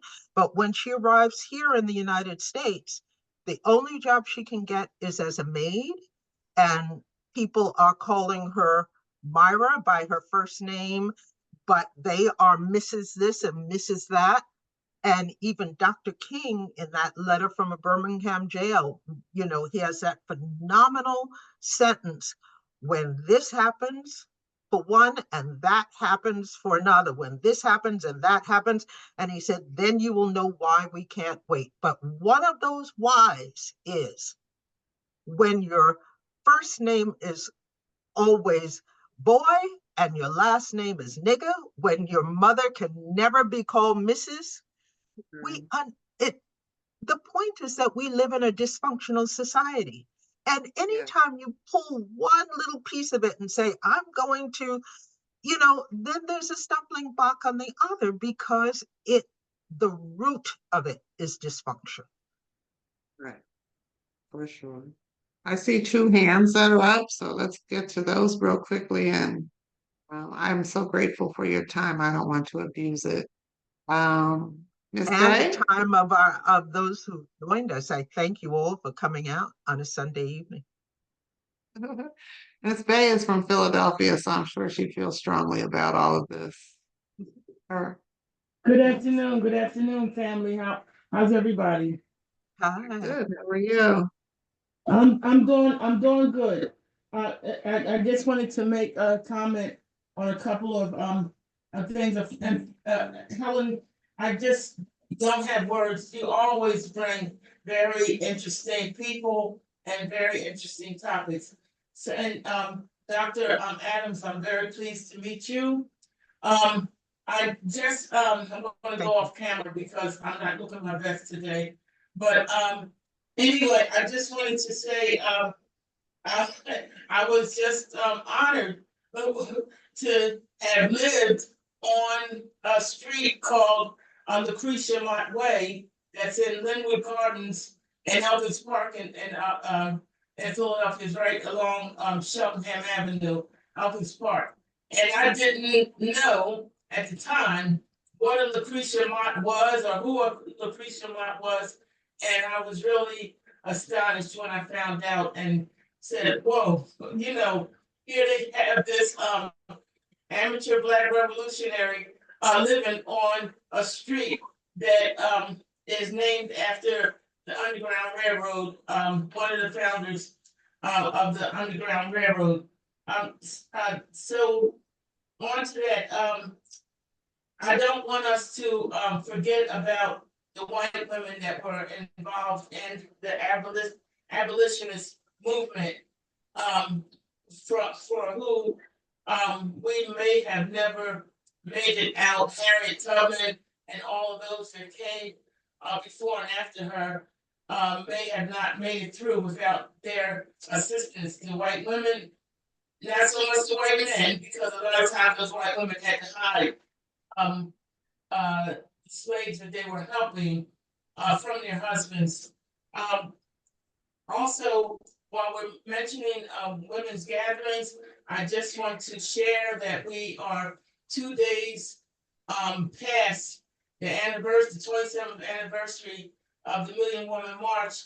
I don't know whether Empress Relay is on this Zoom call, who founded the Million Woman March, but she writes in very often. I know, Helen, you see her writings. But anyway, that was on the 25th of October. That was the 27th anniversary when 2 million of us Black women came together on Benjamin Franklin Parkway in Philadelphia. I wanted to say, and so I can't think of Thomas Jefferson's mistress's name. Sally Hemings. Sally Hemings, right. I just wanted to mention that. And, you know, Don't call her his mistress. Don't call her his mistress. No, She was What's his that? Don't call her his she mistress. was victimized by it. Yes. Then lastly, I just wanted to say, we are all living in this insanity, this delusions of grandeur that these so-called powers that be have. But it has been the Black woman from the beginning that has held this country together, because without our input in the homes of these insane folk, this whole country that we're living in would not have moved forward. So that's all I wanted to just chime in and say, and I'm just enjoying the conversation very much. Thank Thank you very you much. so much. Can I just say to your point about the white women who, it was more than an alliance. I mean, Lucretia Mott was fleeing for her life in a building that was torched, and she did continue to support and fight for abolition and for other things. She was not the only one. There's a woman named Prudence Crandall in Connecticut who a young woman, Sarah Harris, wrote to her so that she could go to school, and her parents could pay for it and all of that. She admitted her to the school. Fast forward, not only did the white population decide to take all their daughters out of this wonderful little school. It still stands, by the way, it's now a National Historic Landmark, but they passed laws of which the head mistress could then be declared guilty, and ultimately arrested her for having brought Sarah Harris into the school. And when all the white girls were taken out, She turned her school into a school for little misses of color, is the way she referred to them. And someone torched the building there too, with Prudence Crandall in the home with her young students. This is the kind of thing that we are talking about happening consistently. January 6th is on a continuum with those kinds of things, and we just cannot ignore. There have always been people who are willing to do the right thing. The question has been whether or not a majority of people have stood for the right thing. They have always been people who knew what the United States were doing was wrong. But we have never been able to get it to a majority. And in fact, I should retract that on saying never, because clearly in the Obama election, a majority of Americans finally did step up for doing the right thing, which was to stop the idea that only white men could be chief executive of the country. So I do want to acknowledge, and also some of the greatest Underground Railroad rescuers were indigenous people. Neither white nor black, they were indigenous. So Yeah. we have to acknowledge the complexity of all of this, but through it all, the bottom line is knowing what's right and wrong. And if you were doing what was right in the first place, we wouldn't have all these conversations. Exactly. Yeah, just a little bit of history. We have at Howard University, we have the Harriet Tubman Quadrangle, and one of the halls is Crandall Hall. Oh, okay. And as well it should be. And interestingly, when you talk complexity, one of the sponsors who came forward to support Prudence Crandall when she was burned out of her house and home and all of that was Mark Twain. Complexity. And one thing I say, I think it's good because we need to talk more about the positive and the alliances.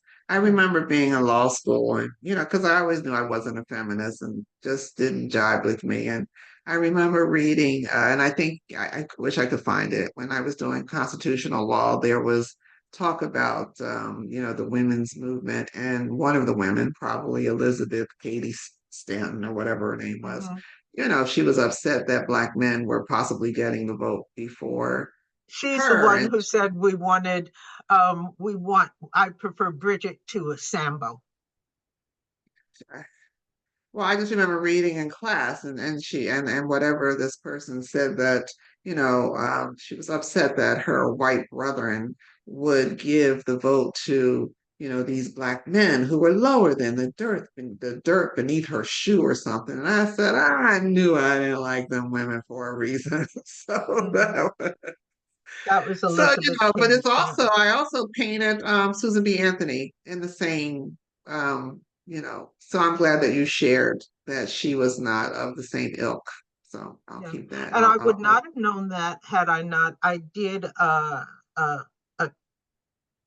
audio documentary tour of upstate New York, and that's how, and spending the day at her home. I also spent the day at the Harriet Tubman home and recorded there, but having spent a day at the Susan B. Anthony home. And we have to understand, once again, the determined effort of certain women to not really be in the cause of women's rights. The Susan B. Anthony Society, not the home and museum, but is a group of conservative white women who do everything to thwart the vote. But they took on Susan B. Anthony's name as Susan B. Anthony, the home in that is preserved of hers in Rochester, I think it is Rochester. She was arrested in the doorway of her home, and the crime that she had committed, literally, I have the documents, was voting as a woman. Amazing. Amazing. Narlene, I see your hand is up. Yes, hi. Thank you, Helen, for calling on me. Um, and Dr. Adams, thank you for being here. I had the opportunity to read your article. It was very informative. I did not know, of course, like many of us, we didn't know about when the women's movement started. And I'm gonna keep my comments to just 2 points.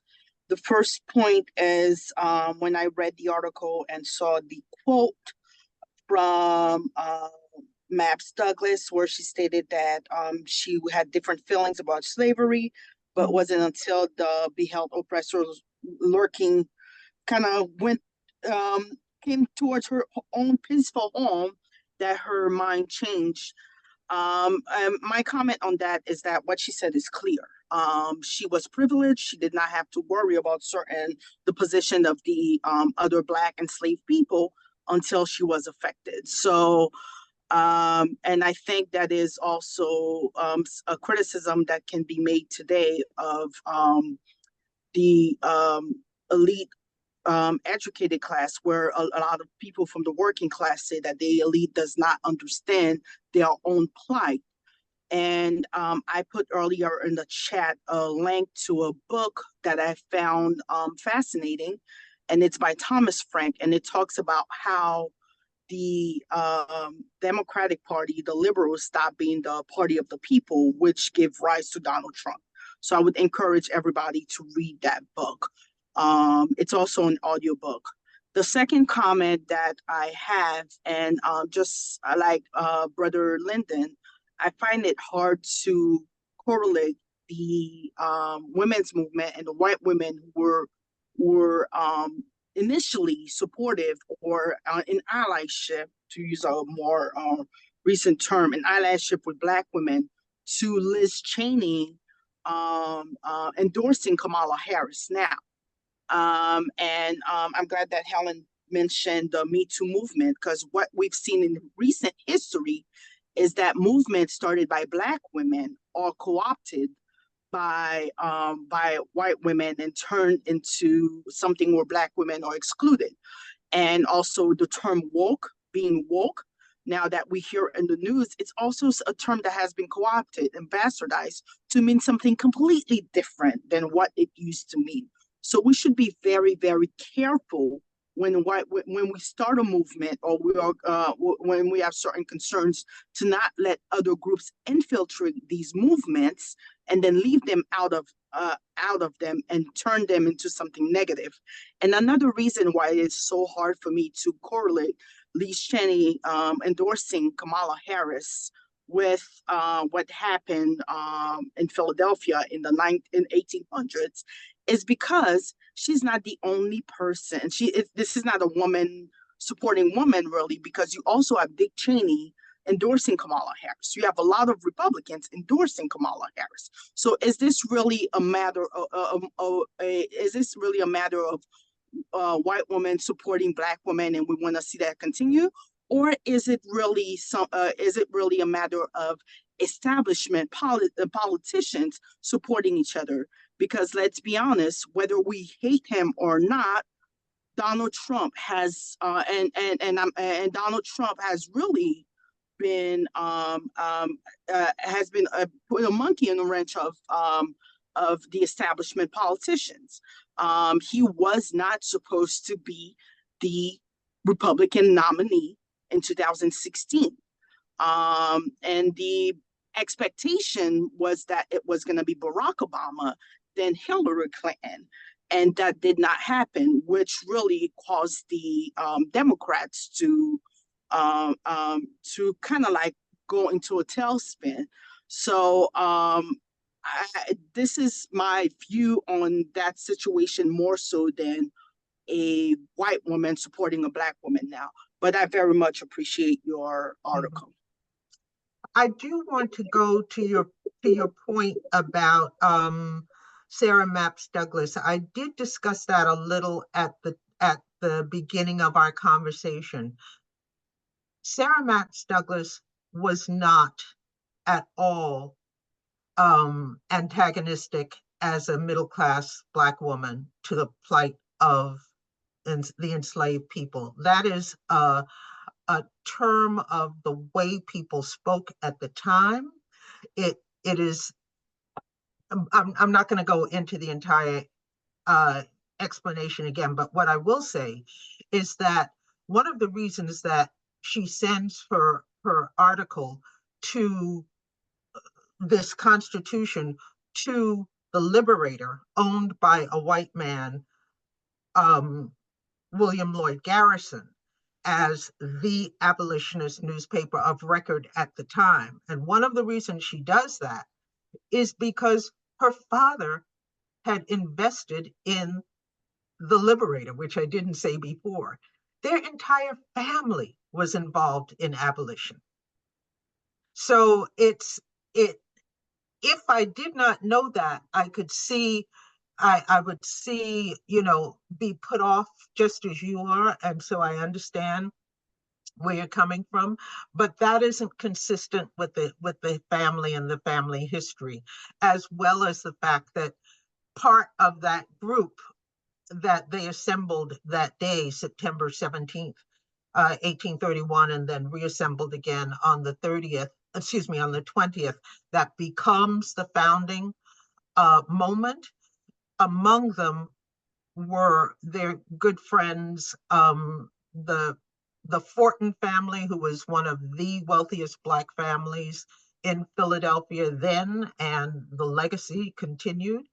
And one of the daughters who was there was by day a socialite, and by night an Underground Railroad conductor. So yeah, I get it. Narlene, I read it the same way. I was like, whoa. Yeah. So I it understand didn't read why. well. Yeah, so putting it in historical context helps.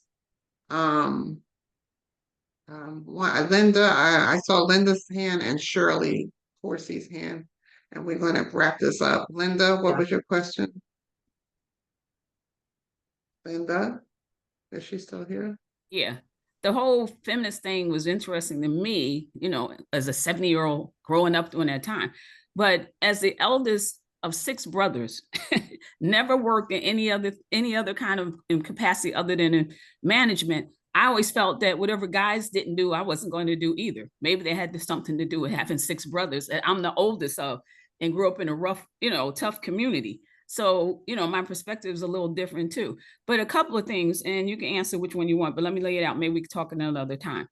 Do you think there's an impact or some significance in the fact that white women were the property before Black people became in the capacity where they began to serve as the chattel for that community? What role does that play? The other thing is the source of the wealth.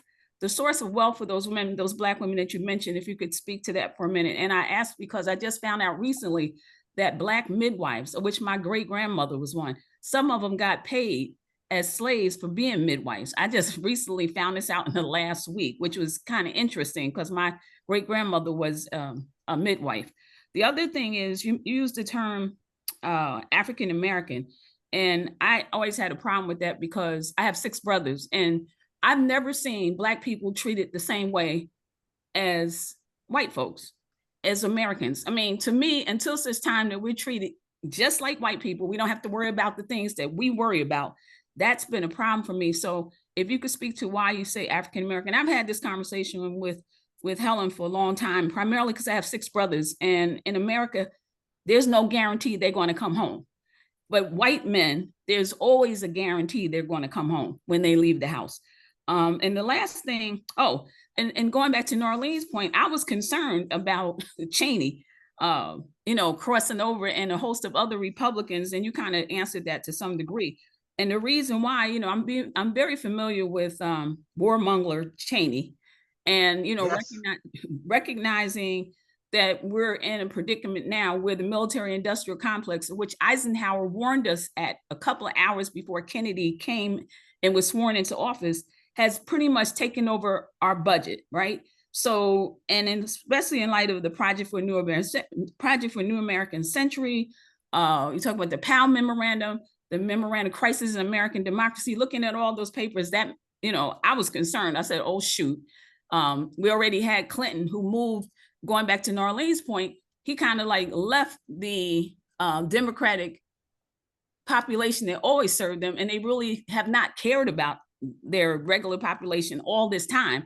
And they only tend to care when it's time for an election. Then all of a sudden they care about the Black vote, whether it's men or women. And you have made the point about Black men. I think the numbers I had this week were, they're the second largest population to vote for Democrats, and it's been an average of 88%, the second largest. And the last thing is, isn't the system working the way it's designed to work? So answer whatever you Okay, there's a lot to that, but I'm going to start with the African American term. I use the term African American because in 1830, either 1830 or 1835, it's in my book Glory Days, and I'm going on memory right now. Okay. But was the first African American convention. We called ourselves African American. That's why I use the term. I use the term in that context. Then at a certain point, and it also took place in Philadelphia, and Mother Bethel was part of, became the center, you know, that brought everybody together for that. But it wasn't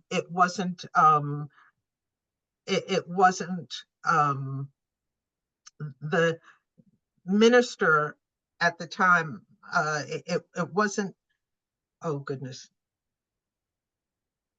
I will reach for it if we have time. If not, another time we can discuss this, because right now I didn't plan to talk about this, but I will say that when at a certain point, 5 years into their annual conventions, they voted, because there was so much antipathy from whites to them using the term African at all. It wasn't the part that American was the problem for whites, because we always must be owned. And so it was okay to use the term American because you're being owned by them. Bishop Allen, somebody put, thank you very much. That's who I was trying to remember. And so essentially they voted almost the same way that years later, the civil rights movement knows that it is a human rights movement. They are calling it a human rights movement. I mean, whether or not you're lynched is really not a matter of whether you cast a vote. They know it's a human rights movement, but they pull back from that because whites are so offended by the idea that they would be seen for what they're doing, which is one of the world's greatest violations of human rights in the history of the world. So they call it the civil rights movement. The same thing happened there. They voted to take African off all of the names of all of their buildings, their organizations. They voted to do that. Within a year, the organization totally fell apart. They lost cohesion. And it wasn't until the late 19th century into the early 20th century with the club movement that we began to reformulate our organizations. So I use the term African American because historically, from the time that we referred to ourselves in a way that we could speak to, even when in that article, it quotes Mariah Stewart saying, "O ye daughters of Africa, awake, arise, how long shall the daughters of Africa be saddled under a load of pots," etc. We have always referred to ourselves as African American until racism and terror made us take that title off. That's the context in which I use the term. I love that. I've never heard that. That is Yeah, so. and I can send you the links from Yeah, Glory Days. but it makes sense because we Excuse me, still.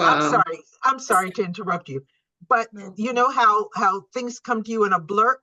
The name of the man who created the first Black convention was Hezekiah Grice, and he's the one who writes Bishop Allen.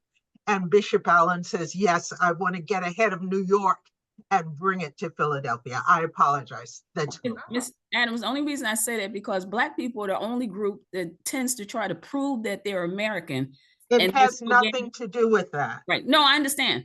But now, and there's no guarantee that they'll ever be accepted as American. But I understand what you're saying. There's a whole nother I think the guarantee is something you have to decide whether or not you're going to wait and wait and wait and wait for.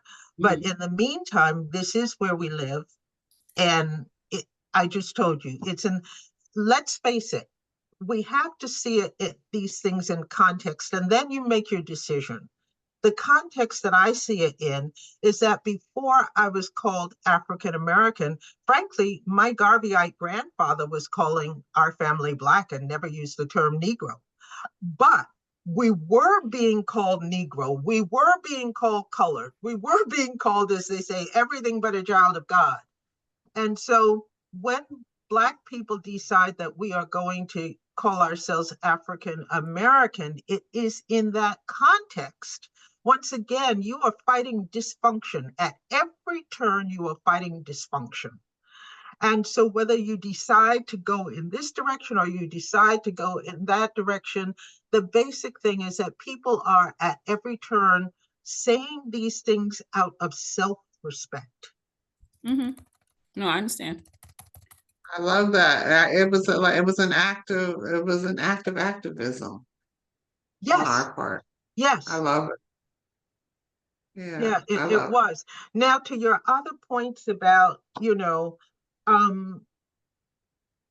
were some other points that I talked about white women who were the property before we came on the radar, and where the wealth of the Black women. That is not exactly true either. I mean, it can be said, but essentially, as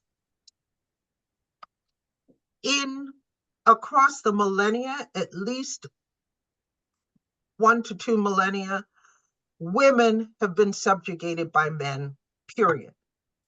So the idea that white women were property until we became, and then it's not really quite accurate.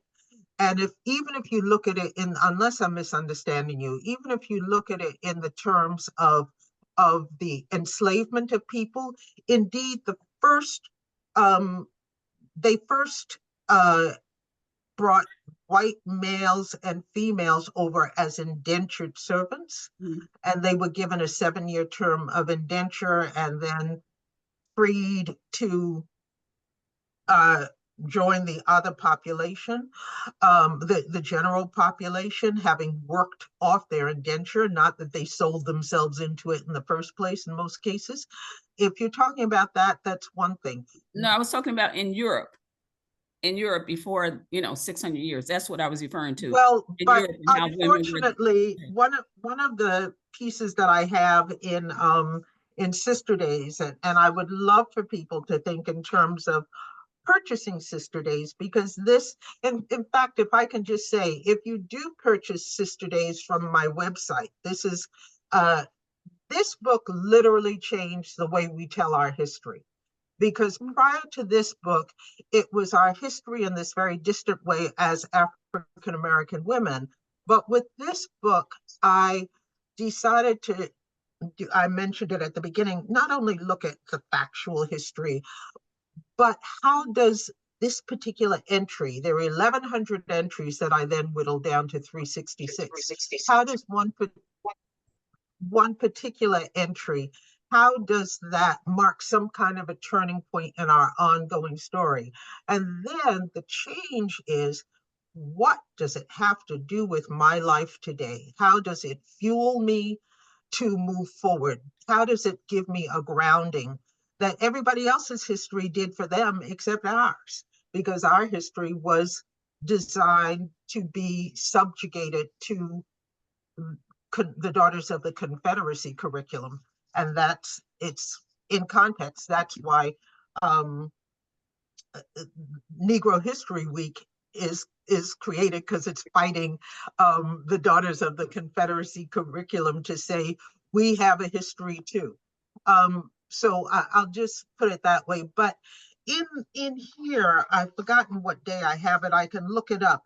But Nefertiti becomes Queen Nefertiti, becomes interesting. And I'm going to call her up for a very specific reason that you will then hear why I'm saying it with your analysis.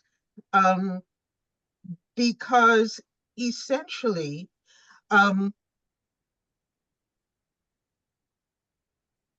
isn't that interesting? I will find it. But Nefertiti, she had her, because her father, Amun, had determined that leadership had to be in the hands of males, and then she inherits the throne from him as his daughter. She had herself declared a man for all depictions of her going forward. Mm-hmm. To say, and so we're talking about 1,000 years ago on the continent of Africa. Okay, actually 1,500, 2,000 years ago on the continent of Africa. So we can't just look at these things in terms of the European lens. It's not, it's really not, it's not as singular as that, as saying white women were the property of their husbands and then they made us the property. The whole issue of enslavement is part of a reign of terror unleashed by a Catholic Pope in the 1500s, where he is solving an argument between Portugal and Spain, and that's why Spain, hires Columbus, but gives them title. He pulls out a map of the then known world and gives them title to the entire world. And he literally says, Spain, I give you this part of the world, and Portugal, I give you that part of the world. And he's trying to keep the crown heads of Europe from warring among themselves. Can you imagine a shaman looking at the map that he knows of the known world and saying, the Shinnecock, I give you France, and it was that crazy. And it was done by Pope Alexander, I think the sixth. Yeah, the Doctrine of Christian Dominant Discovery. I'm familiar with it through indigenous people. I studied with them, and they've been talking about, and they use the term manifest destiny to kind of neutralize it. Well, that which comes much later. Right. But everywhere, Asia, Africa, he gives them title to any place that is not essentially Catholic. That's what he does. Mm-hmm. And so that reign of terror, the plague of Europe that is unleashed on the world to conquer all known and unknown parts of the world that are not at that point Catholic, is what this whole thing is really descended from. Mm-hmm. I agree. So, okay. Thank you so much. The wealth of the women. No, Helen. Wait, no, because it's getting late, and we got one more question, and I really want to let her say go. hello to Sister Sonia too. Shirley, it's Sister Sonia. I don't know if she wants to talk to us. Do you, Sister Sonia? I don't know. Call her on the phone and see if she does. Okay. And Shirley, while I do that, Shirley has a question for you. And I'm putting in the chats how to get in touch with Dr. Adams. And I don't want to put her, I really don't want to put her on the spot. She's here as a friend, but if she wants to, if she's listening, she can call me. Yeah. Right. So let's say Shirley, Corsi, what's your question? And we'll wrap it up with that. Shirley, she's been waiting for a while. Is she gone? Shirley Corsi, are you there? Okay, I'm going to guess that she's not there. Okay, so on that note, ladies, this has been a fabulous exchange. Somebody said can't get off. Shirley Corsi says I am here. Shirley can't get off mute. Can you put your question in the text or? Mm-hmm. She does reenactments, so I'm sure that's going to be something she wants to talk. This is her thing. Yes, she says yes. Go ahead, put your question in, and we'll take it that way. And does anybody have anything else you want to? Are you a part of America 250 PA? I'm not sure what that is. I don't know what that is, and I'm based in New York. If PA means Pennsylvania, and I'm not sure. Like, does a lot of work in South Jersey, Pennsylvania area. She's from Pennsylvania, so that's probably what she's talking about. I don't know why you can't get off mute, Shirley. That's interesting. So we're I gonna would like say to talk to you about this, but I don't know how to get you off of mute, Shirley. in the old days you could, but then I think people were unmuting people who didn't want to be unmuted, so they took that function away from us. So, Oh, really? oh Okay. yeah, I can imagine. Like you're talking and you don't know that I've unmuted you. It's like, whoa, Yeah. yeah. Okay. Had some stumbles along the way All with right. that. Anybody else? If not, then we'll just kind of call it quits here. But I will just Yes. say that if you would like a copy of my book, Sister Days, the Yeah. link is right there in the article, and with it, you will get a copy of that original newspaper as a bonus. Right. And I'm trying to put in here the info. I don't know why. I'm telling you, I'm having computer problems today because I am trying to list your information, for your Facebook and your contact, and it's just not letting me. I'm Well, not in sure the why. article that you said, Hello, Helen. I think I'm off mute. oh, I good. finally got the There you mute are. off. Yeah, I just had a real quick, I won't keep everyone much longer, but I'm fascinated by Dr. Adams. Again, of course, thank you, Helen, for these wonderful, I haven't been on in a while, so this has been wonderful. And Dr. Adams, what I was speaking about is this big happening, and I'm a part of it, this big celebration that's coming up to celebrate America's 250th Oh, that's anniversary in nationwide. 2026. Yeah. Yes, and a big hub of it is at Philadelphia. Many of the topics that you talked about, your voice needs to be heard, is what I'm saying. And I'm a part of it representing, like Helen said, I have a museum, I do reenactments, and I definitely would love for your voice to be a part of it. And I'd love to tell you more about it, but Oh, anyone sure. can you can Google it, America 250 PA. And of course, you talked a lot about Lucretia Mott and the Quakers, and it's definitely relative to Philadelphia and the whole, Northeast corridor. So I really would love your voice to be a part of it. And if there's any Well, way I could thank you. If you go further. to janiceadams.com, I'll put it in the chat.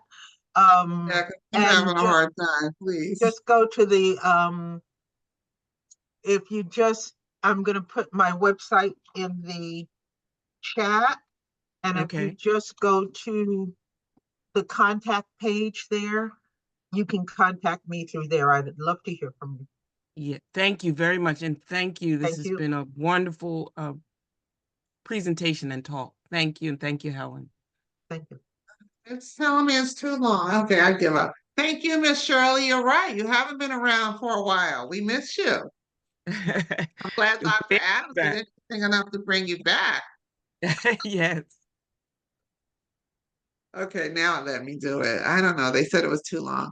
Anyway, Dr. Adams, it has been Thank such a you. pleasure. And I have we talked very quickly, we talked about doing something together on December 3rd. What is that you're trying to put December together? 3rd, when Kamala Harris wins, and I'm going to think of it that way, but Yes. no matter what, this should have happened before. Now that I know December 3rd is really, when that newspaper hits, it changes things for African American women, which means it changes things for the country. When that Constitution comes out and these women decide no matter what, they are going to begin to organize themselves. And so I decided that we need to honor that.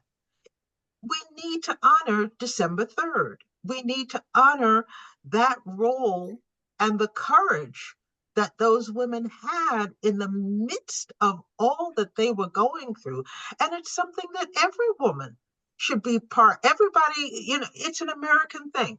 Let us tell the truth about our history. Let us tell the truth about who did what, when, and why, what the purpose of, and what their legacy to us is, and the thanks that we owe them. We owe them that memory. And so I am bringing other organizations together too. I certainly hope when Black Women Gather will be one of the partnership organizations to essentially create a celebration of December 3rd, 1831, and the initiative that those women took for all women everywhere. You read that Constitution and it reads like something that was gnawing at every woman at that time. And it is African American women who spoke to it, white women who recognized in their lives that they needed to courageously speak to it, came out to join them in that, to be supportive. You say Crandall Hall at Howard University campus. That is not because Prudence Crandall bought naming rights. It is because Prudence Crandall put her life on the line for that, and there have been white women throughout our history. So we recognize that the issue, and I'm not being revisionist here, but this is a human rights concern, and there have always been people who crossed to just do what was right in the name of human rights. At every stage there have been. And so we want to honor all of that. And that does not require that we expunge Black people from the record. It does not mean that Sarah Mapps Douglas did not live, did not become, was not a fabulous artist who was going to be denied as an artist just on the basis of her color and gender. Even then, she creates a school so that children, girls in particular, can get an education that is restricted only to elite white boys. And then the few Black boys who are sons of the few free families get a version of that education. That is something that we all should be saying, oh my goodness, she did that for us. And that's what we're going to do on December 3rd. We are going to gather in all our names in celebration of our lives and our belief in ourselves as women, and in this ongoing crusade. I love the idea. I love the notion that you're taking to say that we don't need anybody's permission to celebrate us, that we can do these things for ourselves. So that's how I receive what you're trying to do. And I'm here to tell you that, yep, we will definitely support you on that, on December. And I'll just tell you something very quickly. Sister Sonia, yes, she introduced you and me. She also introduced me to a phenomenal school in Philadelphia, the Jubilee School. And I got a call one day that, because I had just mentioned Sarah Mapps Douglas, that the students of the Jubilee School, who considered dear Sister Sonia their BFF, their best friends forever, they've written a book about her, and it's a really wonderful book, that they wanted to interview me so that they could do research of their own on Sarah Mapps Douglas, because they'd never heard of her. Well, I mean, a whole lot of people have never heard of her, but here were these 4th, 5th, and 6th graders who were so taken by the idea that someone young, because relative to everybody else that we hear about, she was very young, at 25, still living in her parents' home. And so it's even given young people a different way to see themselves, regardless of race, gender, and other declarations of division. To see themselves in their own possibility in this young woman who changed so much for so many, ultimately, that she not be forgotten. Absolutely. Beautiful. All right. So I I'm going to thank you again. I'm going to say that I look forward to you and I having many, many, many more conversations. Uh, as you all can imagine, she and I get on the phone and it goes on for a little bit. But I just love picking her brain, and she allows me to, so I appreciate it. Same with Sister We get Sonia. to do it in our mutual interest. Thank you so Yeah. much. Thank you so much. Absolutely. Absolutely. So on that note, ladies, I am going to take us off of Spotlight and we can do our farewells. Here we go. Here we go. All right. So on that note, as we do with all other gatherings, for those of you who are regulars, if you can unmute, we can do our farewell. And thanks, Doc. First of all, let's just give some thanks to Dr. Adams for her time today. I appreciate it so much. Yes, thank you, Dr. Adams. This was awesome. Thank you. Thank you. Great Thank you. session. Thank you. Wow, thank you. Thank you. And I'm going to tell you all again, get your, Dr. Adams has hers, get your coffee mugs. Where Black Women Gather is finally doing a merch store. So I'll put the link in the chat. You should have gotten it on your emails that I sent out.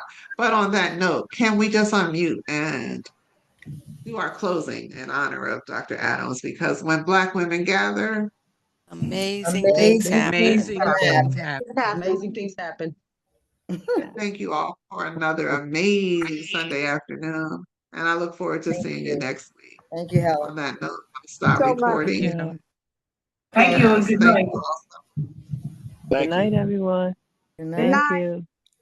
Good night. Everyone. Night, John Boy. Thank you, everyone. I so appreciate you being here and allowing me to be with you. Thank you. Thank you. That was Bye. fabulous. Our honor, our pleasure. I'm going to stop recording right now.